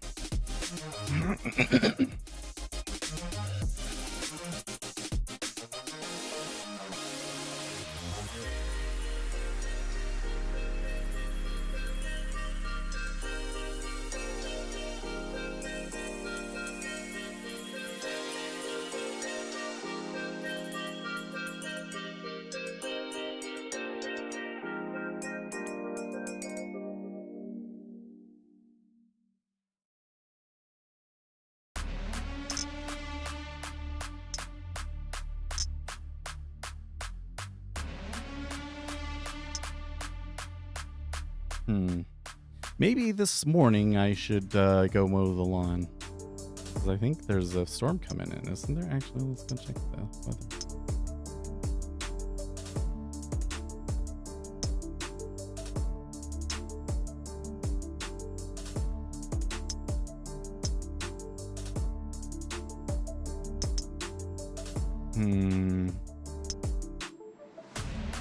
Well, it says 30% chance on Thursday, 20% chance on Friday, 30% chance snow. Yeah, so maybe I don't have to worry about it.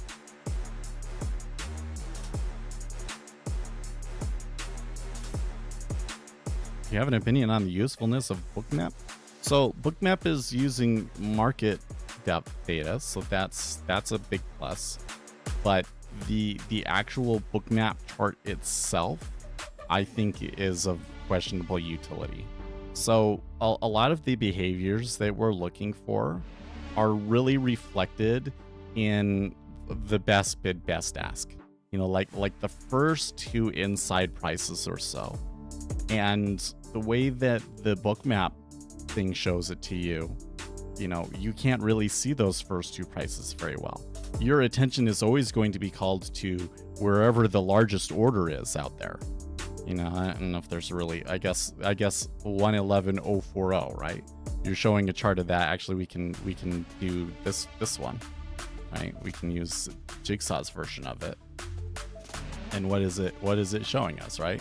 Our attention is going to get called to the brightest point, which is that big order up at 111040. But is that really like the most valuable piece of information that we're getting from the market depth right now?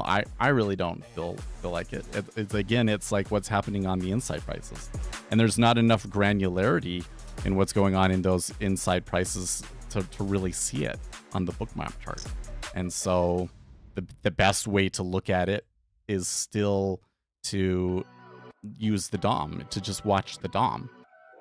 Now, Jigsaw does have some tools. If you come in here, there's like this this total depth, and you can change what the total depth is, like how many levels, to show like the inside two prices, and from that you can find interesting things, right?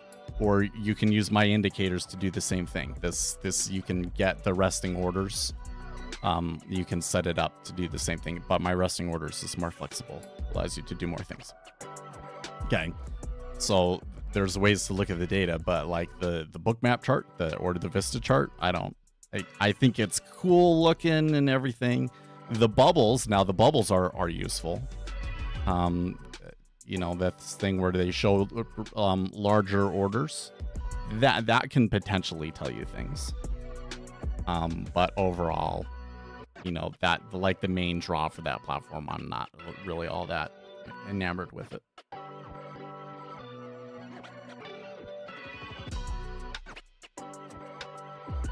What state? I live in Utah.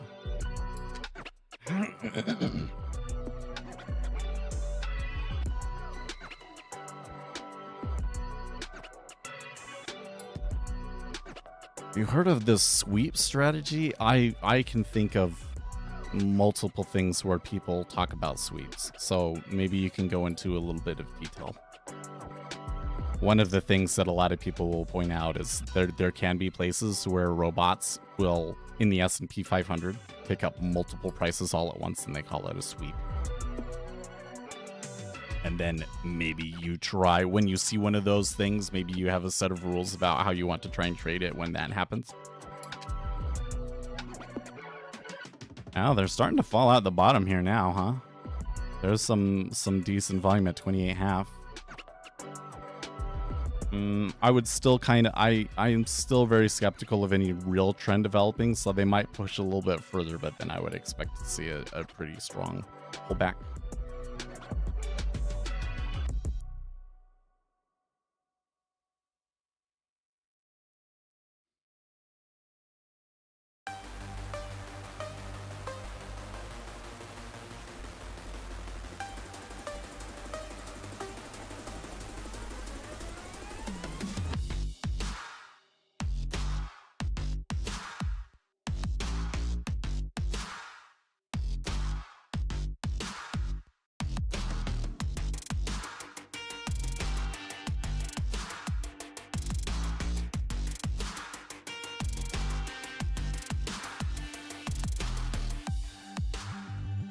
Okay, these sweeps appear in the time and sells, and they say that they mean hitting the stops.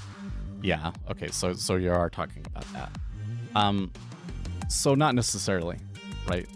If I am, and especially not in the equity index futures, to be honest with you, because there are definitely robots out there that will be like, you know, they see some sort of an arbitrage opportunity, and they'll take up as much liquidity as they can. And it can sometimes mean taking multiple prices all at once. So I wouldn't say that it's necessarily, but sometimes it could be. Now, if you have market by order data, there's ways to see when an order is a converted stop. But I don't have that data. That'd be some data that we'd love to get and do a statistical analysis of and see. For instance, when we see sweeps like that, do we see more stops? That'd be interesting. What is the most significant thing in Utah's Mormons? Mormons and skiing. Yeah, NQ. It's definitely going to be more common in NQ. Yeah. But the problem with NQ, the problem with doing that on NQ is that NQ is just volatile in general. Like, you're going to see NQ sweep across a bunch of prices all at once. Not because people are stopping out or anything, but just because it's trying to keep up with ES. And it's a very, very illiquid instrument. You guys that trade NQ, I think you're crazy.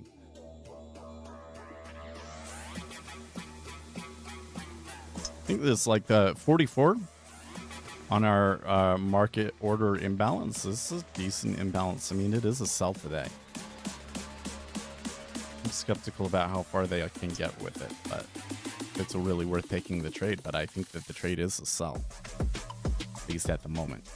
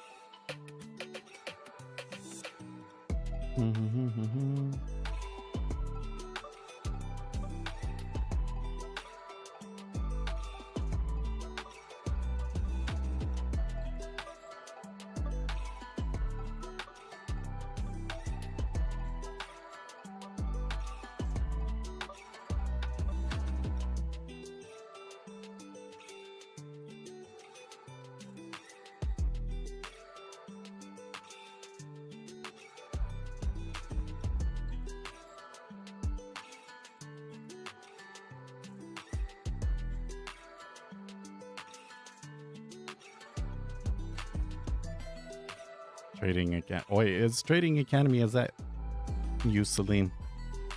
Or do we have, because I just can't imagine that we'd get another person from Morocco. All traders from Morocco only trade NQ. I don't know how they do that. Yeah. Well, that's what Celine traded. So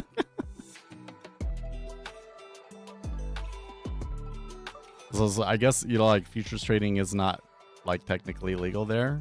I guess if you're going to be doing that sort of thing, you might as well like do the most risky form of it you possibly can, right?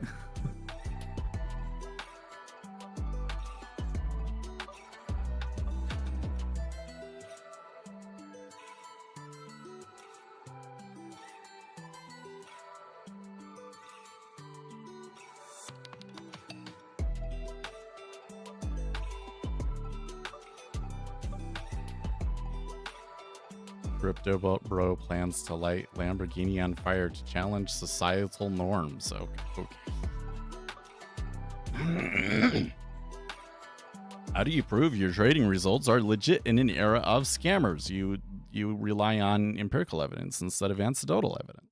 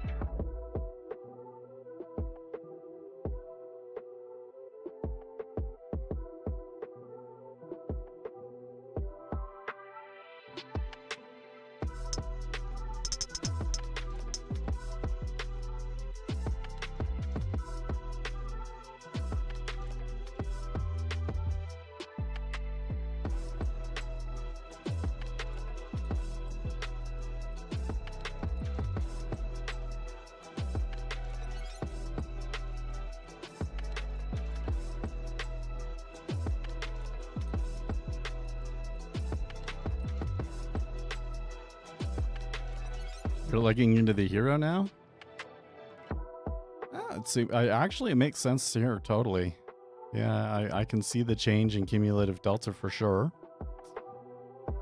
Kind of, you know, it seems like a place for a mean reversion trade. We've been pretty good at calling these this week, but still not too interested in the trade. It worked yesterday, didn't it?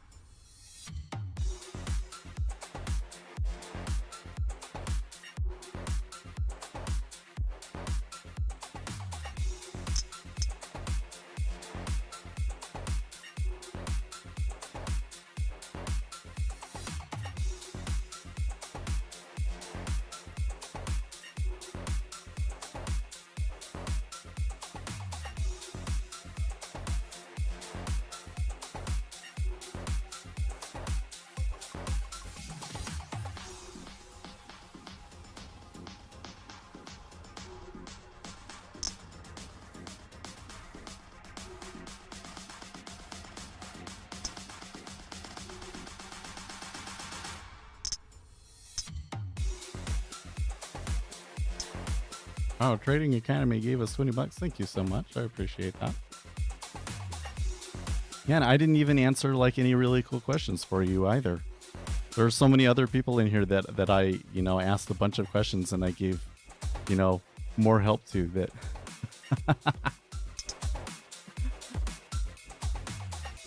I'm a beginner in the learning time. Well, so have you watched my order flow video series?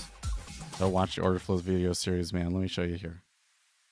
Let me show you here.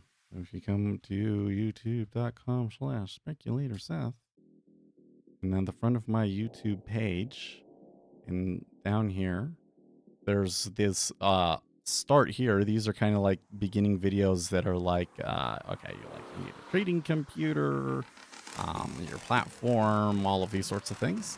Okay, but then you get into the order flow video series, and that's the one that you really want to do. And I would just start and watch this whole playlist. It's about, let's see here, what is it? I think it's like 5 videos. Let's see here, 1, 2, 3, 4, 5, 6, 7 videos. But these first four were like the beginning part of it. And this is going to show you like what actually is the DOM, what is the data that you're looking at, what are some of the kind of things that you will typically see. You know, like there's a kind of a number of possibilities about the way that it can go. And then these other videos, stylized behaviors of market microstructure and why technical analysis fails in elastic markets. These are about empirical behaviors of the market, why the market behaves the way that it does, essentially, and proving that stuff to you with empirical data. And then this last one is a more recent video that we made last month that goes into kind of addresses some misconceptions about order flow, right? But if you watch this video series, there is no better source on this subject, in my opinion. I think that you will know more about the DOM than other retail traders. I mean, there's other courses that teach order flow and the DOM and so forth, but they really don't have like the empirical data and the what would I say, like my experience that kind of helps you to understand, you know, because I have the experience of going through watching it for years and years and learning and kind of finding stuff from it. And I think that really helps in terms of like helping direct your attention to the right things and so forth. So that's where I'd go. There's no better course, and it's free. It's free. I could probably package those things up and charge people $500 for it, but it's free. Oh, it looks like I have some comments, by the way. We should check that. Oh, that's right. The Trader Intuition video. We haven't even talked about that, but it was out there.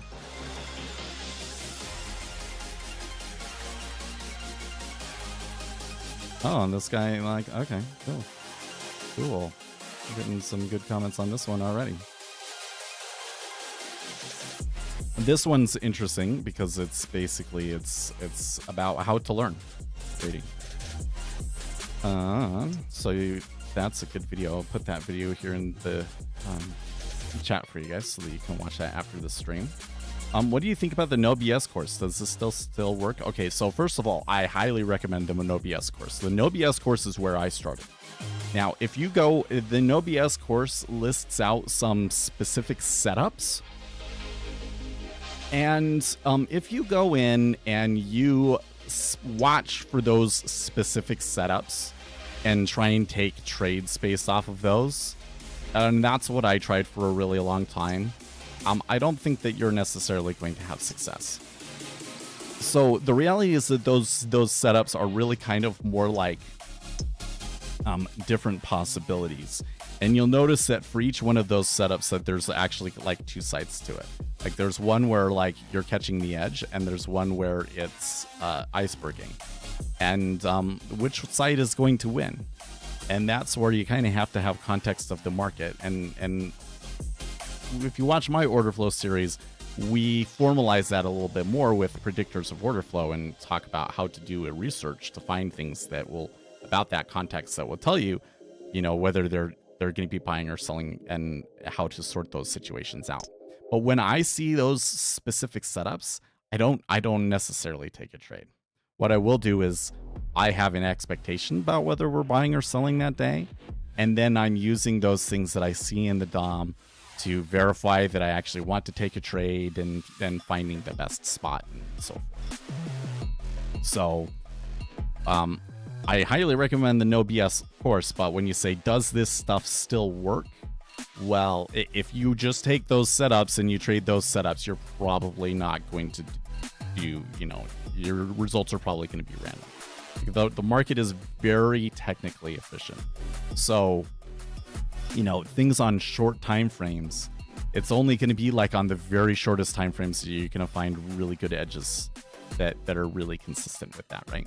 But when you combine it together with everything else that we know, context, like the news, sentiment, seasonality, all of these sorts of things, then you can pull together a system that can actually be quite predictive, really quite effective.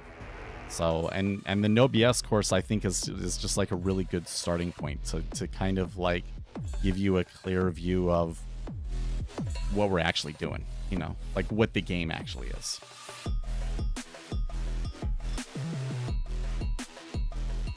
"24 views in an hour." Well, that's not as good as the other ones, but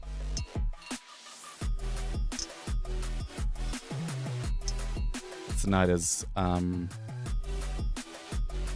what would we say? It's just kind of middle of the road. Yeah, that's still good. We'll see how it does. It might pick up. We have to look at the impressions, because right now the click-through rate is super. But it's still a really good video. So that one was more designed to be a good video with information that I really feel like you guys can use, how to develop trader intuition, and not so much like I think this will do really well on YouTube. I think the next one that I need to do needs to be, this will do really well on YouTube. And what were we gonna do? Let's see here.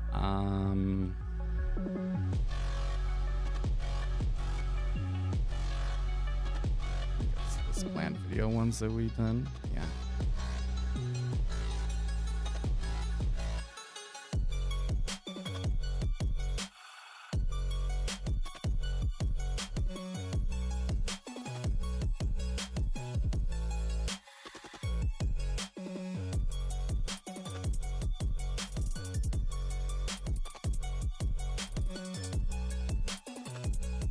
So I think the next really good, useful video that I want to make is can you trade without price? But the next kind of general audience video, I think, is going to have to be something like, how much do you need to day trade, or how big should your stop be? I think it'll be the how big should your stop be. We kind of talked about that a little bit today.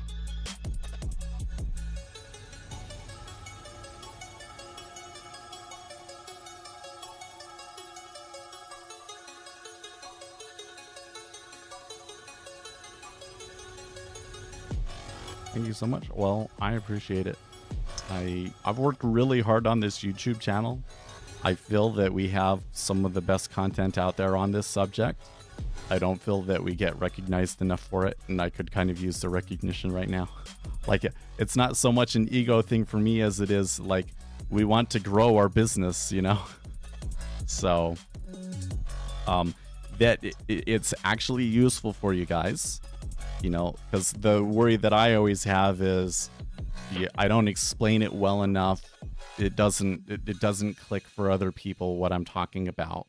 So when people say that it's really useful, that means that we're doing the job good, right? Now we just got to figure out how to expand the reach of it. I've always told people, you know, like the number one rule about Speculator Seth is we don't talk about Speculator Seth. Well, I would like the live stream to continue to be a small, intimate thing. I think that we would have problems if the live stream was regularly above 200 viewers. But we want more people to find out about the YouTube channel. We want more people to watch the videos. That, I think, not only is going to help traders, but I think that there's information about this stuff that makes the world better. You know, that seems like a really lofty, like you're overselling it, Seth. But really, it is the case that people are making decisions based on a view of markets that is faulty. And if they really understood the markets, they would make different decisions. Something came up yesterday. They were talking about CEOs. They're like, what should we do about CEOs make too much money? Well, you have to understand that the market's not perfectly efficient. People are saying, well, CEOs get paid what they do because the market is deemed that they're so valuable. No, markets are not efficient, and there are some systemic problems within corporate governance and the way that markets work and all of those sorts of things that make CEOs allow them to get paid more than they are really worth to the society. And the only way that you're going to fix that problem is with some changes to that system, which would probably include corporate governance and things like that. But the reason that we're not addressing that issue is because we still have all of these people out there that believe the market is perfectly efficient, ergo it must be correct. So we can't even address the real problem. So we want to get that information out there. We want people to understand that markets are not efficient, so that we can address these problems and have a better world.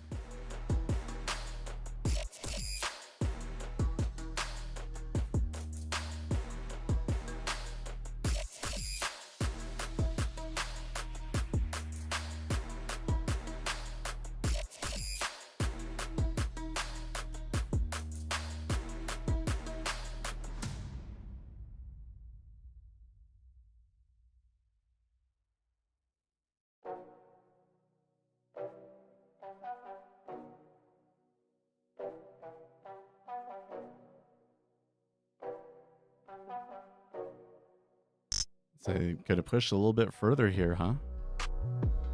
I don't know. It doesn't look like the here to trade worked for us this time, Octavius. Seems that there's a bigger sell in force here today. Maybe again hedging. But I was leaning towards the reversal. I said I don't think it's a trade worth taking today, but It pushed a little bit further there for sure. And they developed a pretty decent hole there at 28 as well. So this further push, I think that's pretty significant. There's my bing, so I think it's time for me to get going. I'm trying to decide. Oh, I guess because it's not going to rain, I don't necessarily have to go mow outside. So there's a couple of other things that I can try and deal with. So I guess I'm going to go do those things. I think some of it will be writing and some of it will be programming. So I will catch you guys tomorrow. Don't miss it, because that CPI is like probably the last big thing of the year. Well, and then there's the Federal Reserve meeting, huh? But what they do at the Federal Reserve meeting will be partially dependent on what happens at CPI tomorrow. So we'll see you guys then. Stay excellent, team.